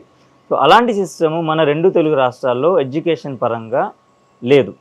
ఒకటి, హాస్పిటలైజేషన్కి సంబంధించి కూడా కార్పొరేట్ హాస్పిటల్కి వెళ్తే మన ప్రాణం కంటే ముందు మన డబ్బులు పోతున్నాయి, ఆ డబ్బులు పోయేసరికి ఆటోమేటిక్గా ప్రాణమే పోతుంది. సో ఈ రెండింటి విషయంలో 2 తెలుగు రాష్ట్రాల్లో, నేను ఒక తెలంగాణ రాష్ట్రమని చెప్పట్లేదు, ఎడ్యుకేషన్ సిస్టమ్ మీద, హాస్పిటలైజేషన్ అంటే వైద్యం మీద ఒక నిర్దిష్టమైన కంట్రోల్ వచ్చి ఈ రోగానికి ఇంతే ఛార్జ్ చెయ్యాలి, ఈ క్లాస్కి ఇంతే ఫీజు పెట్టాలి అన్నటువంటి నిర్ణయాలు తీసుకునే అవకాశం బీజేపీ పార్టీకి ఉందా, ఉంటే అమలవుతుందా, అమలు చేయగలరా? వాజ్పేయి గారు ప్రధానమంత్రిగా ఉన్నప్పుడు పార్లమెంట్లో చెప్పారండి, ప్రజలకు ఫ్రీ పీస్ ఇవ్వకండి, ప్రజలకు ఉచిత విద్య, ఉచిత వైద్యం ఇవ్వండి, అదే ప్రజలకు ముఖ్యమని. అది నిజమండి. ఈరోజు నేనంటున్న విషయం కాదండి, మీరెళ్ళి ఎవరినైనా సామాన్య ప్రజలను అడగండి, మీకు ఏం కావాలి అని అంటే ప్రజలు కూడా గుండెలో చేసుకొని చెప్తారండి, గుండె మీద వేసుకొని చెప్తారు, మాకు ఉచితాలు అవసరం లేదు, మాకు ఉచిత వైద్యం, ఉచిత విద్య, నాణ్యమైన వైద్యం మాకు ఉచితంగా లభించేటట్టుగా చేయండి, మీరిచ్చే ఈ ఫ్రీలు మాకెందుకు, మా అంతలో మేము రెక్కలు కష్టం చేసుకొని మేము బతకగలుగుతాము అన్న సత్తాలో ఈరోజు ప్రతి ఒక్కరు ఉన్నారండి. కానీ అధికారం కోసము లాలూచి పడి నేను అది ఇస్తాను, నేను ఇది ఇస్తాను అని చెప్పి మాట్లాడి ఓట్లు తెచ్చుకుంటున్నారు. కానీ మీరు అన్నట్టుగా విద్య పైన, వైద్యం పైన ఎలాంటిది లేదు, కంట్రోల్ లేదు. మన తెలుగు రాష్ట్రాల్లో అస్సలు కంట్రోల్ లేదు. ప్రజలు కూడా ఆలోచన చెయ్యాలండి, అందరూ కూడా వివేకులు కావాలి. ఈ రోజు నీకు 2000 ఇస్తున్నాను అని అంటున్నాడు, నీకు ఇవాళ పెన్షన్ ఇస్తానని అంటాడు, నీకు 2000 రూపాయలు ఇస్తానని అంటాడు, అది ఇస్తానంటాడు, నీళ్ళు ఉచితం అని అంటాడు, కరెంట్ ఉచితం అని అంటాడు. కానీ ఒకవేళ దురదృష్టవశాత్తు ఏదో ఒక చెయ్యి ఇరిగింది అనుకోండి, గవర్నమెంట్ ఆసుపత్రికి పోతే అక్కడ వైద్యం అందదు, ప్రైవేట్ ఆసుపత్రికి పోతే 1,00,000 రూపాయలు పోతాయి. నీకు నువ్వు ఇచ్చిన తీసుకున్న 2,000 ఎక్కువనా, నువ్వు కడుతున్న 1,00,000 రూపాయలు ఎక్కువనా అని నువ్వు ఆలోచించాలి. ఈ రోజు ప్రజలందరూ కూడా ఆలోచించాలండి. ఎందుకు ఈ మాయ మాటలు చెప్తున్నారు మాకు? అరే ఫ్రీబీస్ అనగానే మనం వాళ్ళకి ఓట్లేస్తున్నాము, అదే ఉచిత విద్య నేర్పిస్తున్న గవర్నమెంట్ స్కూళ్ళ దగ్గరికి వైపు కూడా మనం ఎందుకు వెళ్ళలేకపోతున్నాము? ఉచిత వైద్యం ఉన్న ఆసుపత్రుల సైడ్ మనం ఎందుకు వెళ్ళలేకపోతున్నాము? ప్రశ్నించాల్సిన బాధ్యత ప్రజలది కూడా అండి. రావాలి, ఆ మార్పు రావాలి, అది వస్తే మారుతుందండి. నిజంగా కూడా ఈ రోజు ప్రతి ఒక్కరి గుండెలో ఉన్న మనసులో ఉన్న మాట చెప్తున్నానండి. ఎవ్వరికీ కూడా ఉచితాలు అవసరం లేదండి. వాళ్ళు అంటారు మీరు మాకు ఇచ్చే ఉచితాల కంటే కూడా మాకు నాణ్యమైన విద్య, నాణ్యమైన వైద్యం అందించండి, అది చాలు, గవర్నమెంట్లు ఉన్నదే అందుకు అని చెప్పి వాళ్ళు కూడా ఆలోచిస్తున్నారండి. ఆ ఆలోచన నిజంగా కూడా ప్రజాక్షేత్రంలో ఉన్నవన్నీ ఆ ఆలోచనలు ఇక్కడ ఉన్న నాయకులు కూడా తీసుకోవాలి, ఆ దిశగా పనిచేయాలి, చట్టాన్ని తీసుకురావాలి. అండ్ మహిళల మీద జరుగుతున్నటువంటి అత్యాచారాలు, అరాచకాలు మనం ఎన్ని మాట్లాడుకున్నా అవి మాత్రం ఆగడం లేదు.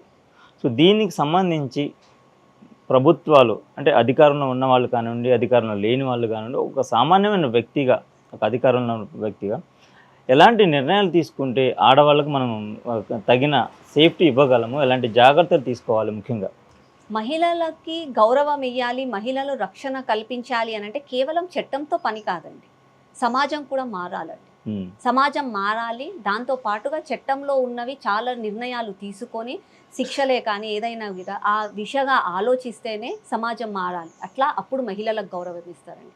ఇన్ని సంవత్సరాల నుంచి చూస్తున్నామండి సమాజంలో అమ్మాయిని మాత్రమే జాగ్రత్తగా ఉండు, ఏదన్నా తప్పు జరిగితే నువ్వేం చేసావు అని అమ్మాయినే అంటారండి, అబ్బాయిని అనరు.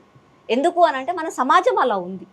అబ్బాయి తప్పు చేస్తాడు, ఒకవేళ తప్పు చేసినా కూడా సరే అని సరిదిద్దుకుపోవడం అన్నది సమాజంలో ఉంది. కాబట్టి ఏ రోజైతే మహిళలకు గౌరవించాలి, మహిళలు దేవతతో సమానం, మహిళలు ఒక తల్లి, అట్లాంటి వాళ్ళను మనం పూజించాలి అన్న సమాజంలో మార్పు ఏ రోజు వస్తుందో, దాంతోపాటు చట్టాలు కూడా స్ట్రిక్ట్గా అయిన తర్వాత, ఈ 2 మార్పులు వచ్చిన తర్వాతనే సమాజంలో ఉంటామండి. ఎన్ని రోజులు ఒక అమ్మాయికి రేప్ జరిగిందండి, ఆ అమ్మాయికి అన్యాయం జరిగింది అనగానే సమాజంలో ఉన్న పెద్దవాళ్ళు, మేధావులు, మాలాంటి రాజకీయ నాయకులు అందరం కూడా ఏం చేస్తాం, క్యాండిల్లు పట్టుకుంటాం, ఒక ఫ్లెక్స్ పెట్టుకుంటాం, వాడిని ఉరిదీయండి, వాడిని చంపేయండి, వాడిని నరకేయండి అని చెప్పి మాట్లాడతాం, అయిపోతుంది. మళ్ళీ వస్తాం, క్యాండిల్లు ఆడ పెడతాం, ఫ్లెక్సులు మాడతా పెడతాం, ఎవరింట్లలో వాళ్ళు ఉంటాం. అది కాదు కదా, పోరాటం కొనసాగిస్తూనే ఉండాలి, సమాజంలో మార్పు తేవాలి, సమాజంలో అవగాహన తెలవాలి.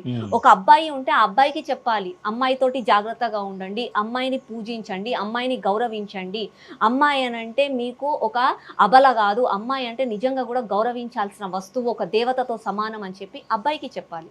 అమ్మాయికి కూడా అలే జాగ్రత్తలు చెప్పాలి.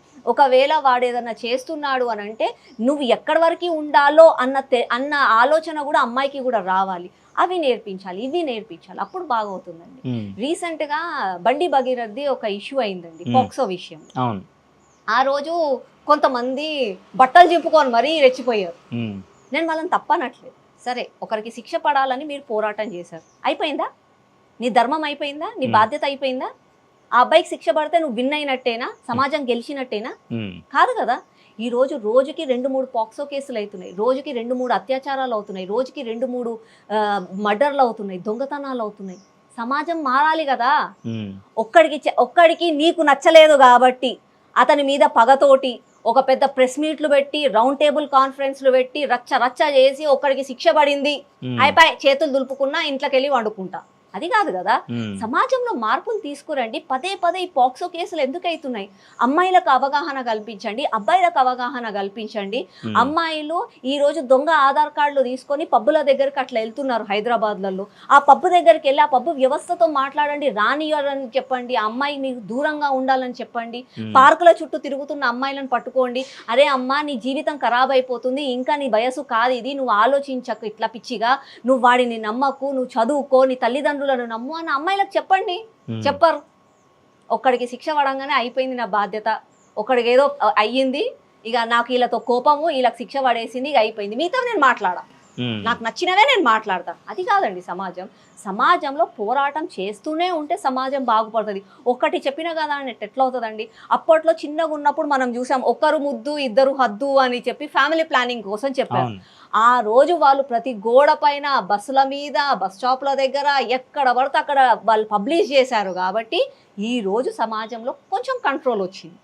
ఒక్కరోజు చెప్పి ఊరుకున్నారా వాళ్ళు? చెప్పలేదు కదా. మార్పు అనేది రావాలి అంటే ప్రయత్నిస్తూనే ఉండాలి. నేను చెప్పిన నా బాధ్యత అయిపోయింది, నేను గెలిచేసిన అని అనుకుంటే కాదు. ఆ మార్పు తీసుకురావాలి మనం కూడా. అండ్ అసలు ఆ టాపిక్ అడగొద్దు అనుకున్నాను నేను, బట్ టాపిక్ మీరే తెచ్చారు కాబట్టి, అసలు భగీరథ్ విషయంలో జరిగింది ఏంటి, దానికి ఎక్కువగా బండి సంజయ్ గారిని డ్యామేజ్ చేయాలనుకునే ప్లానింగ్ ఏంటి మీకు తెలిసినంత మటుకు? నేను ఆ క్వశ్చన్ అవాయిడ్ చేద్దామని అనుకున్నాను, బట్ మీరు తీసుకొచ్చారు కాబట్టి నేను అడగక తప్పట్లేదు. బండి సంజయ్ గారి ట్రాక్ రికార్డు అందరికీ తెలిసిందే. మీరు అన్నట్టు మాస్ లీడరు, మంచి మాస్ ఫాలోయింగ్ ఉన్న లీడరు, ఖచ్చితంగా సీఎం అయ్యే అవకాశం ఉన్న వ్యక్తి కూడా. సో అంటే రానున్న రోజుల్లో ఎలక్షన్స్కి ఆయనని నెమ్మదిగా ఆయనని డ్యామేజ్ చేసే ప్రక్రియలో భాగంగా బండి భగీరథ్ని అడ్డం పెట్టుకొని ఈ ఫోక్సో కేసు ఇవన్నీ క్రియేట్ చేశారా, లేకపోతే ఇష్యూ జరిగినా కూడా దానికి సంబంధించి బండి సంజయ్ గారికి ఆయన కొడుకుని మరీ అటాచ్ చేసి ఎందుకు సోషల్ మీడియాలో ఇంత విస్తృతంగా ప్రచారం చేసి ఆయనని కించపరిచి చాలా దారుణంగా కామెంట్ చేశారు? కేటీఆర్కి అతని పార్టీ భూస్థాపితం అయిపోయింది. అలా చెల్లె పోయి బయటకు పోయి ప్రెస్ మీట్లు పెడుతుంది. అలా చెల్లె ఒక కౌంటర్ పార్ట్గా మారిపోయింది. పొద్దున్న లేసి ఏం చేయాలో అర్థమవుతలేదు. అయ్యనేమో ఫామ్ హౌస్ వదిలి బయటికి వస్తలేడు. పార్టీని ఎట్లా నడిపించాలో ఆయనకు అర్థమవుతలేదు. ఇంకొక దిక్కేమో బీజేపీ ఎదుగుతుంది. రేపు ప్రత్యామ్నాయం బీజేపీ అని చెప్పి ప్రజలలో కూడా మార్పు వస్తుంది. ఇక నేనేంది నా అస్తిత్వం కోల్పోతున్నా అన్న భయము. అదే సమయంలో బండి సంజయ్ వాళ్ళది ఒక ఇష్యూ వచ్చింది. నిజంగా కూడా నీకు ఏమన్నా సిగ్గు ఉంటే, నువ్వు నిజంగా తెలంగాణ బిడ్డవే అయితే, రాజకీయ నాయకుడువే అయితే ఇట్లాంటి విషయాలలో రాజకీయాలు చేయొద్దు. రాజకీయాలలో ఎప్పుడు చేయాలి? బండి సంజయ్ మీద నీకు పగ ఉంటే బండి సంజయ్ తోటి నువ్వు పోరాడి ప్రజాక్షేత్రంలో ఓట్లు తెచ్చుకొని బండి సంజయ్ని ఓడగొట్టు. అది రాజకీయ నాయకుడి అది. కానీ నువ్వు వాళ్ళ కుటుంబంలో ఉన్న ఒక ఇష్యూని ప్రెస్ మీట్లు పెట్టి, ఫ్లెక్సీలు పెట్టి, పాంప్లెట్లు పంచి, రానా రథాంతం చేసి బట్టలు చింపుకొని తిరగాల్సిన అవసరం ఏముంది? మళ్ళా ఇదే తెలంగాణలో ఎంతమంది అమ్మాయిల మీద పాక్సో కేసులు అయితలేవు, ఎంతమంది అమ్మాయిల మీద అత్యాచారాలు అయితలేవు? ఆ రోజు ఏడున్నావు మళ్ళను? కేవలం బండి సంజయ్ అన్నని ఎదుర్కోలేక రాజకీయ పరంగా ఈయన ఎదుగుతున్నాడు, ఈయనని ఎట్లా ఆపాలి మేము అని చెప్పి వాళ్ళ కుటుంబంలో ఉన్న ఒక కలహాన్ని తీసుకొని వచ్చి రోడ్డు మీద పెట్టి ఆయనని డ్యామేజ్ చేయాలని చూస్తున్నాడు. కానీ సూర్యుడి మీద ఉమ్మేయాలని అనుకుంటే తిరిగి వాళ్ళ మీదనే పడుతుంది. ఈరోజు బండి సంజయ్ అన్న గారు సామాన్య కార్యకర్త, సామాన్య కుటుంబం నుంచి అంత పెద్ద స్థాయికి ఎదిగిండు అని అంటే ఆయన కష్టాన్ని నమ్ముకున్నాడు, ఆయన నమ్మిన దేవుళ్ళని నమ్ముకున్నాడు. ఆయన అట్లాంటి వ్యక్తిని నువ్వు ఏదన్నా చెయ్యాలి అని అనుకుంటే అది నీకే రిటర్న్ వస్తుంది. కాబట్టి కేటీఆర్ కూడా ఆలోచించుకోవాలి. కేటీఆర్ ఇంకొక విషయం మర్చిపోయిండు. ఆయన కుటుంబం లేదనుకుంటుండేమో, ఆయనకు కూడా ఒక కొడుకుండు, ఆయనకు కూడా ఒక బిడ్డ ఉంది. వేరే వాళ్ళ పిల్లల మీద పడే ముందు నీ ఇంట్లో గురించి కూడా నువ్వు ఆలోచించుకోవాలి. నిజంగా రాజకీయాలు ఎప్పుడైనా ప్రజాక్షేత్రంలో చేస్తే బాగుంటుంది. కుటుంబం దగ్గరికి పర్సనల్ టార్గెట్లు, పర్సనల్గా క్యారెక్టర్ అసాసిన్ చేస్తే బాధ అనిపిస్తుంది. ఆ విషయమే సేమ్ బండి సంజయ్ విషయంలో కూడా అయ్యింది. నిజంగా కూడా ఈ రోజు సామాన్య ప్రజలు రీసెంట్ గా ఖమ్మంలో ఒక ఇష్యూ అయింది. మళ్ళా ఇదే ఖమ్మంలో జరిగిన ఇష్యూ మీద నువ్వు పాంప్లెట్లు ఎందుకు పంచలేదు? ఆయన పేరేదో ఉంది ఆర్ఎస్ ప్రవీణ్, ప్రెస్ మీట్లు ఎందుకు పెట్టలేదు? ఎందుకు రోడ్ల మీద తిరగలేదు? అతని గురించి ఎందుకు మాట్లాడాలి? ఇప్పుడు మాలాంటి వాళ్ళం మేము అడిగినాం అనుకో, సరే వాడు తప్పు చేసిండు కదా, వాడిని ఉరి తీయండి, వీడిని ఏం మాటలు అవన్నీ? అది సపరేట్ కేసు, ఇది సపరేట్ కేసు. అభివృద్ధి సంక్షేమం సంబంధించి మాట్లాడుకున్నట్లయితే ఈ రెండింటిని మీరు ఎలా డిఫైన్ చేస్తారు? నరేంద్ర మోదీ గారు 12 సంవత్సరాలలో అండి ఏ ఒక్క ప్రధాని కూడా మన భారతదేశంలో అభివృద్ధిని, సంక్షేమాన్ని రెండిటిని సమానంగా తీసుకొని వెళ్ళిన వాళ్ళు ఎవరు లేరు. అందులో నరేంద్ర మోదీ గారు నిజంగా కూడా ముందుంటారు. ఒక దిక్కు ప్రజలలో సంక్షేమం ఉండాలి, ఒక దిక్కు దేశం అభివృద్ధి చెందాలి. ఈ రెండిటిని ఒకటే వైపులా తీసుకురావడం అన్నది నిజంగా కూడా గొప్ప విషయం. అందులో నరేంద్ర మోదీ గారు సక్సెస్ అయ్యారండి. ఈరోజు భారతదేశము అంటే పేదరికం విషయంలోనే కానీ అందులో ఎదుగుదల ఉంది. అలాగే భారతదేశం మొత్తం ఎకనామికల్గా కూడా మనం ఎదిగాము. దాంతో పాటుగా పెద్ద దేశాలకు ధీటుగా ఎయిర్పోర్ట్ల విషయమే కానీ, రైల్వేల విషయంలోనే కానీ, వందే భారత్ ఎక్స్ప్రెస్ విషయంలోనే కానీ, క్లెన్జినెస్సే కానీ, అన్ని రంగాలలో మ్యానుఫ్యాక్చరింగ్ యూనిట్స్, అగ్రికల్చర్లో, ప్రొడక్షన్లో, ప్రతి ఒక్క రంగంలో కూడా మనం ముందున్నాము అని అంటే బోత్ మీరు అన్న వెల్ఫేర్, అభివృద్ధి, డెవలప్మెంట్ రెండు ఈక్వల్గా తీసుకెళ్లడం వల్లనే సాధ్యమైంది. చాలా మంది చేయలేరండి. ఈ విషయంలో వైఫల్యం చెందారు కేసీఆర్ గారు మన తెలంగాణ రాష్ట్రంలో. కేవలం ఫ్రీ బీస్ మీదనే ఆధారపడ్డారు. డెవలప్మెంట్ తను చేయలేకపోయారు. డెవలప్మెంట్ కానీ అతనికి ఒక మూమెంట్లో అర్థమైంది, అరే నేను అభివృద్ధి కూడా చేయాలి, ప్రాజెక్ట్స్ కూడా కట్టాలి, ఆయన కమిషన్లు రావాలి కూడా, కాబట్టి ప్రాజెక్టులు చేయాలి అని చెప్పి ప్రాజెక్ట్స్ చేయాలి అని అంటే అప్పుల పాలయ్యారు. అరే ఒక దిక్కు నువ్వు సంక్షేమంని దీన్ని ఎలా బ్యాలెన్స్ చేస్తావు అన్నది నీకు ముందు ఉండాలి. ఆ ప్రణాళిక నీకు ముందు లేదు కాబట్టి అప్పుల పాలు తెలంగాణ అయిపోయింది. ఆ రోజు మనకి ఎక్స్ట్రా ఇన్కమ్ ఉన్న దగ్గర నుంచి ఈ రోజు అప్పుల పాలు అయినాము అని అంటే దాని కారణము కేసీఆర్ వైఫల్యమే. ఆ తర్వాత వచ్చిన రేవంత్ రెడ్డి గారు కనీసం ఈయననన్నా కొంచెం మార్పు తేగలుగుతాడేమో అని అనుకుంటే ఈయన కూడా అదే ఉంది. ఈయన కూడా నేను అది ఇస్తా, నేను ఇది ఇస్తా, ఈయన సొంత సొమ్మేమో అన్నట్టు ఈయన జోబులకి వెళ్ళి పైసలు ఇస్తున్నట్టే గొప్పగా నేను అది ఇస్తా, నేను ఇది ఇస్తా. నువ్వు అది ఇస్తా ఇది ఇస్తా బదులు రేపు రాబోయే తరానికి నువ్వు ఏమి తీసుకొస్తున్నావు, నువ్వు ₹1 ఖర్చు పెట్టాలనంటే నీకు ఎన్ని రూపాయలు వస్తున్నాయి అది కూడా నువ్వు ఆలోచించాలి కదా. ఇప్పుడు కూడా ప్రణాళిక లేకుండానే ముందుకు సాగుతుంది. ఈ ఒక్క విషయంలో మన తెలంగాణ రాష్ట్రం ఆలోచించాలి. పొద్దున లేసి మన తెలంగాణ రాష్ట్రం ఐటీ కారిడార్ అయిపోయింది కాబట్టి అభివృద్ధి చెందుతున్నాము, డబ్బులు వస్తున్నాయి కదా అని ఆలోచించే ముందు నువ్వు ఆ అభివృద్ధితో పాటు నువ్వు రాబోయే రెవెన్యూ ఎలా క్రియేట్ చేస్తున్నావు దేశానికి, రాష్ట్రానికి, అది కూడా ఆలోచించాలి. ఆ విషయంలో బోత్ కేసీఆర్, అప్పుడున్న టీఆర్ఎస్, ఇప్పుడున్న కాంగ్రెస్ ఇద్దరు కూడా ఫెయిల్ అయ్యారు. 2029 సార్వత్రిక ఎన్నికలలో ఏ పార్టీ ఖచ్చితంగా గవర్నమెంట్ ఫామ్ చేస్తుంది తెలంగాణలో అంటే మీరు ఆల్రెడీ ఇప్పటికి బీజేపీ అని అన్నారు. సో ఎందుకు బీఆర్ఎస్ చేయలేకపోతుంది? 10 ఏళ్ళు సీఎంగా ఉన్న కేసీఆర్ ఇంకా కంప్లీట్గా మళ్ళీ సీఎం అయ్యే అవకాశం లేదా? అండ్ రేవంత్ రెడ్డి ఈ 2 ఏళ్లలో ఇంకా రానున్న 2 ఏళ్లలో అభివృద్ధి కనుక చూపించినట్లయితే మళ్ళీ ప్రజలు ఆయన వైపే మొగ్గు చూపించే అవకాశం ఉందా? సో ఈ మూడింటి డిఫరెన్స్ని మీరు ఎలా అనాలిసిస్ చేస్తారు? బీఆర్ఎస్ పార్టీ ఆల్రెడీ కేసీఆర్ గారు రెస్ట్ తీసుకుంటున్నారు, రిటైర్మెంట్ ప్రకటించేశారు. నేను మళ్ళా రాజకీయాలలోకి రాను అని చెప్పి పొద్దున లేసి వ్యవసాయం చేసుకుంటూ ఫామ్ హౌస్లో ఎంజాయ్ చేస్తున్నాడు. అట్లాంటి వ్యక్తి మళ్ళా ముఖ్యమంత్రి కాడు. నిజంగా కూడా ఒకవేళ కేసీఆర్ గారు ముఖ్యమంత్రి అయ్యేదే ఉంటే ప్రజలకు అతని మీద ఉన్న అభిమానంతో ఏదో కొద్దో గొప్ప ఓట్లు పడతాయి. కానీ అతను ముఖ్యమంత్రి కాడు అని చెప్పి ప్రజలందరికీ ఒక క్లారిటీ ఉంది. ఎందుకనంటే ప్రజలు మరణించినా రావట్లేదు, ప్రజలకు అన్యాయమైనా రావట్లేదు, రైతులకు అన్యాయమైనా రావట్లేదు, మహిళలకు ప్రాణాలు పోతున్నా కూడా బయటికి వస్తలేడు. అట్లాంటి అతను ముఖ్యమంత్రి అవుతాడు అని ఎలా అనుకుంటాం మనం?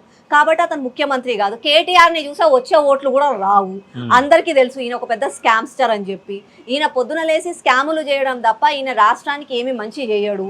కాబట్టి ఇట్లాంటి వాళ్ళని గెలిపించి వేస్ట్, కాబట్టి అతన్ని గెలిపించరు. ఇంకొకటి మీరన్న కాంగ్రెస్, ఇప్పుడున్న కాంగ్రెస్ గెలిపించిన 5 సంవత్సరాలనే రేవంత్ రెడ్డి కుర్చీ ఉంటుందా ఊడుతుందా అన్న కన్ఫ్యూజన్లో వాళ్ళే ఉన్నారు. పొద్దున లేసి డబ్బులు లేవు, అప్పులు ఇస్తే కూడా అప్పులు అడిగితే కూడా నాకు అప్పులు ఇస్తలేరు, నా చెప్పులు చూసి నన్ను రానిస్తలేరు, నేను ఏం చెయ్యాలి అని చెప్పి అయ్యో మొర్రో అని చెప్పి ఆయననే బాధపడుతున్నాడు. మళ్ళీ అట్లాంటి వ్యక్తిని 6 గ్యారంటీలు 420 హామీలు ఇచ్చి ప్రతి ఒక్క నగరంకి పోయి ప్రతి ఒక్క వాడకి పోయి అక్కడున్న దేవీ దేవతల మీద గుడిల మీద ఒట్టేసి మరి ప్రమాణం చేసి ఈరోజు నువ్వు తెలంగాణ ప్రజలను మోసం చేసి మళ్ళీ ఎట్లా గెలిపిస్తారు అనుకుంటున్నావు? ఈ రోజు ప్రజలే వాళ్ళని ఓడగొడతారు. ఒకవేళ కాంగ్రెస్ వాళ్ళు వచ్చి ఓటు అడిగితే ఎందుకయ్యా ఓటు అడుగుతున్నావు, ఏం చేసినావని నీకు ఓటు వేయాలి, నువ్వు ఇస్తాన్న తులం బంగారం ఏది, నువ్వు ఇస్తాన్న స్కూటీ ఏది, నువ్వు ఇస్తాన్న 4,000 ఏది, నువ్వు ఇస్తాన్న 2,500 ఏది, నువ్వు ఇస్తాన్న రుణమాఫీ ఏది, నువ్వు ఇస్తాన్న రైతు భరోసా ఏది అని చెప్పి ప్రజలే అడుగుతారు. మేం చేయాల్సిన అవసరం లేదు ప్రచారం. బీజేపీ ఎందుకు గెలుస్తుంది అని అంటే బీజేపీ పైన ఒక నమ్మకం ఉంది. ఎట్లయితే నరేంద్ర మోదీ గారు కుటుంబ పాలన కాకుండా కేవలం ప్రజల కోసం, దేశం కోసం నిష్పక్షపాతంగా ఎలాంటి స్కాములు లేకుండా 12 సంవత్సరాలు దేశాభివృద్ధి చేశారు. ప్రజలలో అట్లాంటి ప్రపంచవ్యాప్తంగా కూడా దేశానికి ఒక గౌరవం నిలిపించారు, విశ్వగురువుగా దేశాన్ని నిలబెట్టారు. అట్లాంటి విశ్వగురు నేతృత్వంలోనే మన తెలంగాణ రాష్ట్రం కూడా ముందుకు సాగాలి, అభివృద్ధి చెందాలి, నా పిల్లల భవిష్యత్తు బాగుండాలి అని చెప్పి ఈరోజు తెలంగాణ ప్రజలు ఆలోచిస్తున్నారు. ప్రతి ఒక్క తెలంగాణ బిడ్డకి నరేంద్ర మోదీ గారు అంటే అంత గౌరవం. అందుకే 3 సార్లు ప్రధానమంత్రి అయ్యారు. మొన్న ఎంపీ ఎలక్షన్స్కి 8 సీట్లు ఇచ్చి గౌరవించారు. అంటే నువ్వు గెలిస్తే ఆ గెలుపులో మేము కూడా సహాయం ఉంది, మాది కూడా ఒక ఉడతా భక్తి నిరూపించుకుంటామని చెప్పి తెలంగాణ ప్రజలు కూడా ఆ రోజు కష్టపడ్డారు. కాబట్టి ఈసారి తెలంగాణలో గెలిచేది బీజేపీ. సో నెక్స్ట్ ఎలక్షన్స్ వరకు మీ రాజకీయ ప్రణాళిక అలాగే ప్రయాణం ఎలా సాగబోతుంది, మీ ప్లానింగ్స్ ఏంటి అసలు? రాజకీయాలలో ఎవరు మనని పైకి తీసుకురారండి. రాజకీయాలలో ఎవరు అవకాశాలు ఇవ్వరు. నీ కష్టాన్నే నువ్వు నమ్ముకోవాలి. రోజు కష్టపడుకుంటూ నమ్మిన సిద్ధాంతం కోసం పని చేస్తూనే ఉండాలి. అప్స్ అండ్ డౌన్స్ ఉంటాయి, కానీ దేనిపైన కూడా అలగొద్దు, గులుగొద్దు, ఏడవద్దు, ముందుకు సాగుతూనే పోవాలి. ప్రతి ఒక్క విషయంలో పాజిటివ్గా ఉండాలి, నిరుత్సాహపడొద్దు. నువ్వు నమ్మిన సిద్ధాంతం, నువ్వు నమ్మిన జెండా కోసమే నీ ప్రాణమైనా సరే ఇస్తాను అన్న ఒకే ఒక లక్ష్యంతో ముందుకు సాగితే రాజకీయాలలో ఎవరైనా బాగుపడతారండి. అంతేగాని వ్యక్తి పూజ చేసుకుంటూ ఒక వ్యక్తియే బాగుపడాలి, వేరే వాళ్ళు బాగుపడొద్దు అని అనుకుంటే కష్టం. అంటే ఒక ఎమ్మెల్సీ కానీ ఎమ్మెల్యే కానీ అయితే బాగుంటుంది అని సర్వనగర్ ప్రజలే కాదు, మీ అభిమానులు కూడా కొంతమంది కోరుకుంటున్న సందర్భాలు కూడా ఉన్నాయి. మీకు నిజంగా అవకాశం వస్తే మీరు ఛాలెంజింగ్గా చేయగలరా? డెఫినెట్లీ అండి. నాకు కష్టం అంటే నేను పనిని చాలా ఇష్టంతో చేస్తాను, కష్టపడి చేయను. నాకు పని అంటే చాలా ఇష్టం. కాబట్టి ఒకవేళ నాకు ఈ బాధ్యతతో పాటు ఇంకొక పెద్ద బాధ్యత నాకు పార్టీ అప్పగిస్తాను, ప్రజలు ఒకవేళ ఆశీర్వదిస్తే ప్రజలకు అనుగుణంగా నాకు ఉన్న 100% శక్తిని పెట్టి మరీ వాళ్ళ కోసం పాటుపడతాను. ఇప్పుడు ఇచ్చిన 5 సంవత్సరాల అవకాశంలోనే నేను వాళ్ళకి న్యాయం చేశాను అని నేను అనుకుంటున్నాను. అఫ్కోర్స్ 100% చేయలేకపోయాను, నేను చేతనైనంత వరకైతే చేశాను. అదే శక్తితోటి ముందుకి కూడా సాగుతాను. అండ్ ఒక ర్యాపిడ్ 5 క్వశ్చన్స్.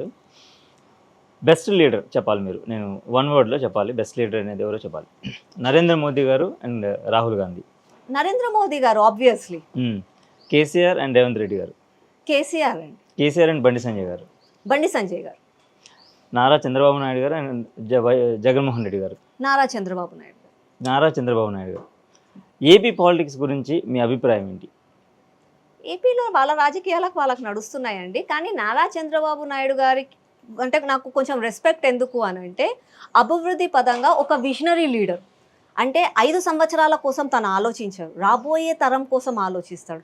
అభివృద్ధి అన్నది ఎలా, రెవెన్యూ ఎలా తెచ్చుకురావాలి అని ఆలోచిస్తాడు. మన హైదరాబాద్లో కూడా మనం చూసాం అప్పుడు తను చేసిన డెవలప్మెంట్. సో ఫ్యూచర్ గురించి ఆలోచించే వాళ్ళే లీడర్లు అవుతారండి. 5 సంవత్సరాల కోసం నాకు ఓటేశారు కదా అని చెప్పి ఆలోచిస్తే లీడర్ క్వాలిటీస్ కాదు అది. ఎప్పుడైనా you should be a leader with vision. ఆ విజన్ ఉండాలి, దూరదృష్టి ఉండాలి. ఆ దూరదృష్టి ఉన్న నాయకుడు నారా చంద్రబాబు నాయుడు గారు.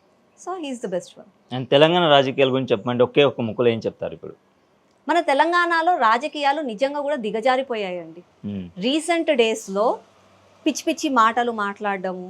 రేవంత్ రెడ్డి అప్పట్లో ఉన్న కేసీఆర్, కేటీఆర్, ఇప్పుడు రేవంత్ రెడ్డి ఇద్దరికి ఒకే అలవాటు. అయితే సోమవారం కాకుంటే మంగళవారం, అయితేనేమో ఆలు గొప్పలు చెప్పుకుంటారు. అరే మేమే చేసినాం అని అంటారు. కాకుంటేనేమో కేంద్ర మంత్రులు ఏం చేయట్లేదు, కిషన్ రెడ్డి గారు ఏం చేయట్లేదు, నరేంద్ర మోదీ గారు ఏం చేయట్లేదు అని చెప్పి మాట్లాడతారు. ఆ వైఖరి మార్చుకోవాలి. రాజకీయాలలో విభేదాలు ఉండొచ్చు, విమర్శలు ఉండొచ్చు, కానీ పాలన పరంగా నీకు ఐడియాలజీ ప్రకారంగా ఉండాలి. కానీ పర్సనల్ అటాక్లు, పర్సనల్ విమర్శలు చేస్తే అది రాజకీయాలు కాదు. ఈరోజు రీసెంట్గా అయిన కేటీఆర్ విషయంలో, టీఆర్ఎస్ విషయంలో అంటే బీజేపీ పార్టీని నువ్వు ఎదుర్కోలేక, ప్రజాక్షేత్రంలో నీకు మొహం లేక, బీజేపీ పార్టీని నువ్వు ఏమన్నా ఇన్సల్ట్ చేయాలని చెప్పి, బీజేపీ పార్టీ నువ్వు అటాక్ చేయాలని చెప్పి బండి సంజయ్ అన్న గారి విషయాన్ని నువ్వు పబ్లిక్లోకి తీసుకొచ్చి ఒక పిచ్చి అంటే ఒక మూర్ఖత్వాన్ని నువ్వు వ్యక్తించేసావు కదా. నువ్వు రాజకీయ నాయకుడివి కాదు, నువ్వు ఒక బ్రోకర్ లాగా వ్యవహరించావు. కనీసం నీకు ఇంతనన్న తెలివి ఉంటే రాజకీయాలు అట్లా చెయ్యకు. ఒకవేళ నీకు ఇట్లాంటి రాజకీయాలే చెయ్యాలి అని అనుకుంటే దయచేసి పార్టీని వదిలేసి ఫ్యామిలీ కోర్టు ముందు ఒక డబ్బా పెట్టుకొని కుటుంబ కలహాలు, అన్నదమ్ముల కలహాలు, ఆస్తి పంచాయతీలు గట్లాంటివి చేసుకుంటే పని అయిపోతుంది. కనీసం ఎవరికన్నా అలా కార్యకర్తలు ఉద్యోగాలు ఇచ్చినట్టు ఉంటుంది ఆయన. అట్లాంటి రాజకీయాలు చేయకుండా రాజకీయాలు అన్నది ప్రజాస్వామ్యబద్ధంగా, రాజ్యాంగబద్ధంగా చేస్తే నిజంగా కూడా స్వాగతిస్తాము. ప్రజలు కూడా వెక్స్ అయిపోయారండి. ప్రజలకి డ్రామా అవసరం లేదు, ప్రజలకు న్యాయం కావాలి, సంక్షేమం కావాలి. ఈ డ్రామా కావాలంటే మాకెందుకు అయ్యా రాజకీయాలు, టీవీ సీరియల్ చూసుకుంటాం మేము అని అంటారు వాళ్ళే. సో మార్పు అనేది రావాలి. అండ్ ఫైనల్గా ఈ విషయంలో కూడా విజయ్తో కంపేర్ చేస్తున్నారు, తమిళనాడు సీఎం విజయ్ తోటి. అంటే ఆయన ప్రచార సభలో కానివ్వండి, ఆయన స్పీచెస్లో కానివ్వండి, ఎక్కడ కూడా ఏ ముందున్న గవర్నమెంట్ కానివ్వండి, నాయకులను కానివ్వండి, ఇతర రాష్ట్రాల నాయకులను ఎవరిని కూడా చిన్న మాట అనకుండా, ఎవరిని ఒక చిన్న బూతు పదం వాడకుండా అతను మాట్లాడిన స్పీచెస్ ఏవైతే ఉన్నాయో అవి జనాలకు ఒక నమ్మకం కలిగించి సీఎం. కానీ ఇక్కడ మిగతా రాష్ట్రాల్లో చూసుకున్నట్లయితే మీరు చెప్పినట్లుగానే ఒకరిని ఒకరు సభలో తిట్టుకోవడము, ఇంకా చెప్పండి ఇంకా అగ్రెసివ్గా మాట్లాడడం, బూతులు తిట్టుకోవడం ఇటువంటివన్నీ జరుగుతుండడం మూలాన ప్రజల్లో రాజకీయ నాయకుల మీద పూర్తి స్థాయిలో నమ్మకం లేకపోవడం ఒకటి, అండ్ వాళ్ళు ఒక చులకన భావన, అవమానంగా ఫీల్ అయ్యే సందర్భాలు కూడా ఈ మధ్యకాలం చూస్తున్నాం. ఇది కూడా సీఎం విజయ్ గారితో కంపేర్ చేసుకున్నారు. దీని గురించి మీ అభిప్రాయం ఏంటి? విజయ్తో పాటు చాలా మంది డీసెంట్ నాయకులు ఉన్నారండి. ఇప్పుడు నిర్మలా సీతారామన్ గారు ఉన్నారు, అరుణ్ జైట్లీ గారు ఉన్నారు. ఎలా అంటే వాళ్ళు హెల్త్ బాగాలేకున్నా కూడా అరే నాకు ఇచ్చిన పనికి బాధ్యతకి నేను పని చేయాలి అని చెప్పి పార్లమెంట్కి కూడా వచ్చి నిర్వహించారు వాళ్ళు. అట్లా చాలా మంది లీడర్స్ ఉన్నారు, వాళ్ళ దగ్గర నుంచి మనం చాలా నేర్చుకోవాలి. సుష్మా స్వరాజ్ గారు ఉన్నారు, ఇప్పుడు విజయ్ గారు ఉన్నారు. విజయ్ కంటే ముందు కూడా డిఎంకే నుంచి స్టాలిన్ గారు కూడా కొన్ని విషయాలలో మంచిగా మాట్లాడారు. అంటే స్కూల్ బ్యాగ్స్ డిస్ట్రిబ్యూషన్లో అండి, నేను అప్పుడు బాగా నాకు నచ్చింది ఆ ఇష్యూ కూడా. జయలలిత గారు అంటే వాళ్ళ పార్టీ వెళ్ళిపోయిన తర్వాత స్టాలిన్ ముఖ్యమంత్రి అయిన తర్వాత స్కూల్స్లలో డిస్ట్రిబ్యూషన్స్ చేయాలి. అయితే ఆ బ్యాగ్లలో జయలలిత ఫోటో ఉండే, కానీ అయినా కూడా తను డిస్ట్రిబ్యూట్ చేశాడు. ఎందుకు ప్రజాధనాన్ని వృధా చేయాలి, దానిపైన ఫోటో ఎవరిదుంటే ఏంది, ప్రజలకు చేరిందా లేదా అని కదా మనం చూడాలి అని చెప్పి తను డిస్ట్రిబ్యూట్ చేశారు. హీ బీయింగ్ అ సీఎం, పాత సీఎం ఫోటో ఉన్న వాటిని డిస్ట్రిబ్యూట్ చేశాడంటే నిజంగా కూడా గొప్ప కారు. కానీ మీరు అన్నట్టుగా మన తెలంగాణ రాష్ట్రంలో అరే ముఖ్యమంత్రి ఆయన పాత ముఖ్యమంత్రి పేరు పెట్టిండు కదా, ఆ పేరు నేనెందుకు వాడాలి, పేర్లు మారుస్తున్నాడు, చిహ్నాలు మారుస్తున్నారు, జాతీయ గీతాలు మారుస్తున్నారు, అంతా మార్చేస్తున్నారు. సో అది వద్దు. రాజకీయాలలో మీరు అన్నట్టుగా విజయ్ గారిని ఒక స్ఫూర్తిగా తీసుకోవాలి. విజయ్ గారికి ఆ కాన్ఫిడెన్స్ రావడానికి కారణం ప్రజలండి. ముఖ్యంగా ప్రజలు అతనికి అంత మంచి మ్యాండేట్ ఇచ్చారు, ప్రజలు అతన్ని నమ్మి అతన్ని గెలిపించారు. ఆ గెలిచిన భరోసాతోటి అతను ఇంకా మంచిగా కూడా పనులు చేయాలని నేను ఆశిస్తున్నాను. ఆ పని ఏదో కొన్ని రోజులకి కాకుండా ఉన్నన్ని రోజులు కూడా అదే నిస్వార్థంగా పని చేసి ఒక మార్పుని తెస్తే అతన్ని చూసి ఇంకా వేరే వాళ్ళు కూడా మారుతారు.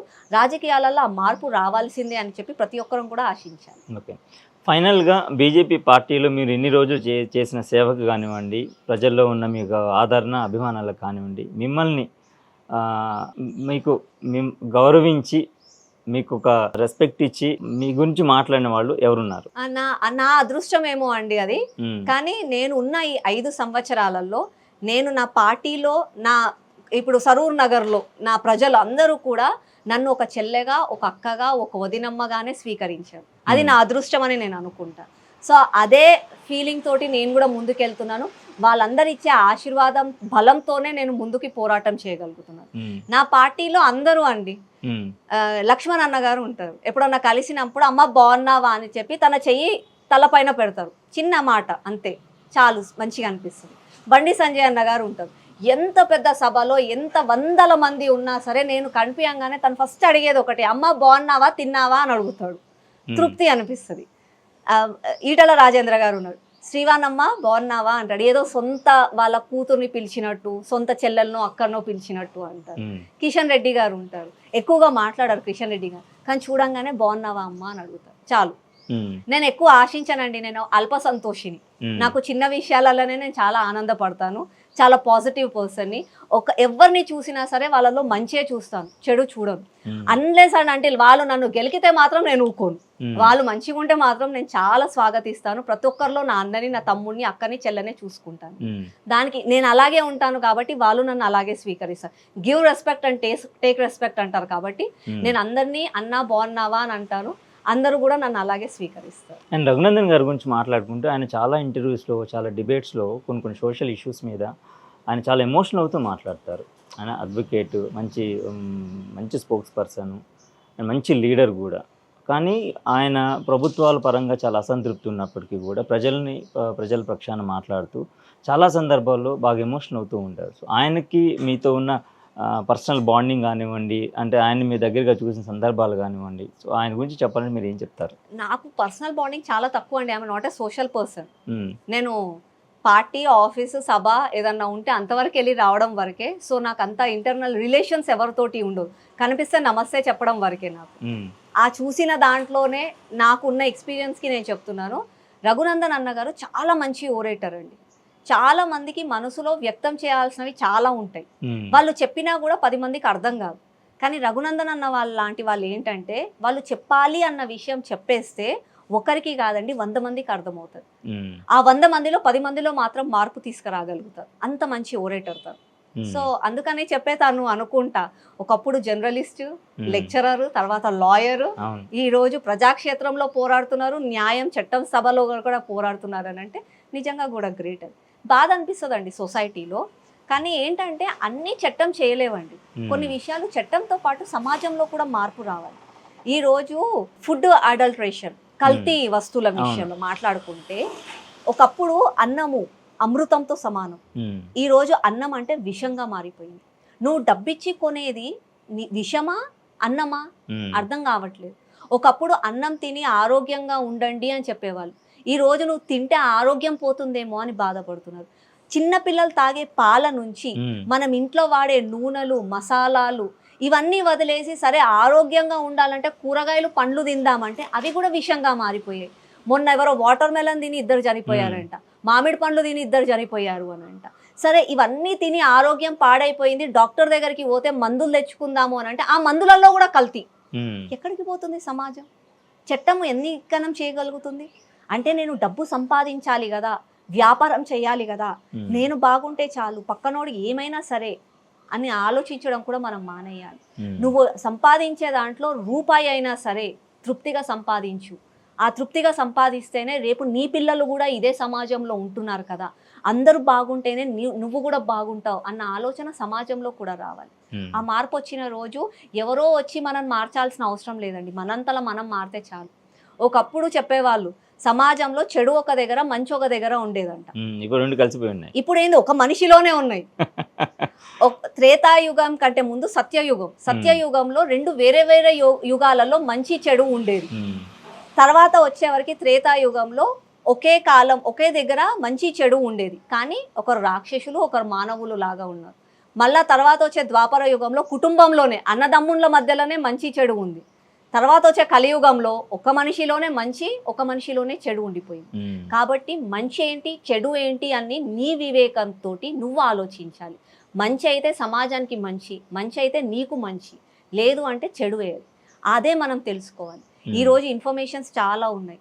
ఒకప్పుడు మేము చిన్నగా ఉన్నప్పుడు మాకు మా పెద్దలు నాకు ఏమని చెప్పేవాళ్ళంటే విన్నది నమ్మొద్దు, చూసిందే నమ్మాలి అంటారు. ఈరోజు ఏఐ కాలం, చూసింది కూడా నమ్మలేకపోతున్నాం. ఏది నిజమో ఏది ఏఐయో తెలియట్లే మనకి. కాబట్టి నువ్వే చాలా గట్టిగా ఉండాలి, నువ్వే ఆలోచనలతో ఉండాలి, నువ్వే తెలివిమంతంగా ఉండాలి. పక్క వాళ్ళు ఎవరు నీకు చేయరు. ఎవరో వచ్చి అప్పట్లో ఎవరో వచ్చి నిన్ను చంపాల్సిన అవసరం లేదు. ఇవాళ రేపు నువ్వే పొడుచుకుంటున్నావు, నీ చెడుతో నువ్వే పొడుచుకుంటున్నావు. కాబట్టి మార్పు రావాలి అని అంటే సమాజ నిర్మాణం కావాలి, వ్యక్తిత్వ నిర్మాణం కావాలి. దీనికోసం గవర్నమెంట్లతో పని లేదండి, అక్కడ ఎవరున్నా మనకు అవసరం లేదు. ఫస్ట్ ఆఫ్ ఆల్ నువ్వు మంచిగా ఉంటే చాలు. అండ్ సోషల్ మీడియా సంబంధించి అది సమాజం మీద అలాగే రాజకీయ పార్టీల మీద ఎంతవరకు ప్రభావం చూపిస్తుంది అంటారు? ఉందండి, జనరేషన్ అట్లాంటిది. నేను ఇందాక చెప్పిన ఒకప్పుడు ఒక న్యూస్ పేపర్ వచ్చేది, అంతకు ముందు రచ్చబండ ఉండేది. రచ్చబండ దగ్గరికి వెళ్ళి కూర్చుంటే ఆ రోజు సమాజంలో ఏమి జరిగిందో మనకి తెలిసేది. తర్వాత రేడియో, న్యూస్ పేపర్లు, తర్వాత టెలివిజన్స్ వచ్చాయి. ఆ తర్వాత సోషల్ మీడియా, యూట్యూబ్ ఛానళ్ళు అవన్నీ వచ్చాయి. అప్పట్లో ఒకరు చెప్తే ఇదే నిజం అని చెప్పి నమ్మేవాళ్ళం. తర్వాత 2 చెప్తే ఏది నిజం ఏది అబద్ధం అర్థం కాకపోయేది. ఇప్పుడు 100 మంది చెప్పేవారికి కొంతమంది నిజం వైపు వెళ్తున్నారు, కొంతమంది అబద్ధం వైపు అయిపోయి సమాజంలోనే విభజించిపోతున్నారు. కాబట్టి నువ్వు చూసే దాంట్లో నిజం ఎంత అన్నది నువ్వు ఫస్ట్ గ్రహించు. అంతేకాని చూడంగానే నువ్వు వ్యక్తం చేయకు, అవసరం లేదు, తొందరపడకు, ఆలోచించు అది నీకు మంచా కాదా. What ever you consume properly అంటారు. నువ్వు తినేది అన్నం అయితే నీకు ఆరోగ్యం, నువ్వు తినేది విషం అయితే నీ ప్రాణం పోతుంది. కాబట్టి నువ్వేది చేస్తున్నావు అన్నది మంచిగా ఆలోచించు, సమాజాన్ని కాపాడు. నువ్వు నీ కోసం కాకుండా నలుగురు కోసం బ్రతుకు. ఆ నలుగురు అని చెప్పి మన పెద్దలు చెప్పేవాళ్ళు. ఆ నలుగురు అంటే ఏదో నలుగురు కాదు, సమాజం అని అర్థం. కాబట్టి ఆ సమాజం కోసం బ్రతికితే నిజంగా కూడా దేశం ముందుకెళ్తుందండి. ఓకే, సో నేను ఇప్పటివరకు అడిగిన క్వశ్చన్స్ అన్నిటికీ మీరు ప్రాపర్ ఆన్సర్స్ ఇచ్చారు. అలాగే మీ అనాలిసిస్ కూడా చాలా డీటెయిలింగ్గా ఉందని చెప్పేసి అనిపించింది. అండ్ మా తెలుగు డెస్క్ ప్రేక్షకులు ఖచ్చితంగా మీ ఇంటర్వ్యూ చూసి బాగా ఎంజాయ్ చేస్తారు. అండ్ మీరు ఏదైతే అనుకున్నారో lady Singam, Saroor Nagar corporator and BJP spokesperson, మొత్తం మీద రాజకీయ పరంగా చూసుకున్నట్లయితే మీ అనాలిసిస్ చాలా అద్భుతంగా ఉంది. రానున్న రోజులు మీ నుంచి జనాలే కాదు మేము కూడా చాలా కోరుకుంటున్నాము. అభివృద్ధి పరంగా మీరు చాలా సేవలు చేయాలని చెప్పేసి కోరుకుంటూ సో మరొక ఇంట్రెస్టింగ్ ఎపిసోడ్తో ఇంకొకసారి మళ్ళీ కలుద్దాం. Thank you madam, thank you so much. Thank you. So చూశారు కదండి, శ్రీవాణి గారు ఇచ్చిన ఎక్స్క్లూజివ్ ఇంటర్వ్యూలో చాలా అద్భుతమైన విషయాలు మనకి తెలియజేశారు. సో మరో గెస్ట్తో మళ్ళీ కలుద్దాం. Thank you so much.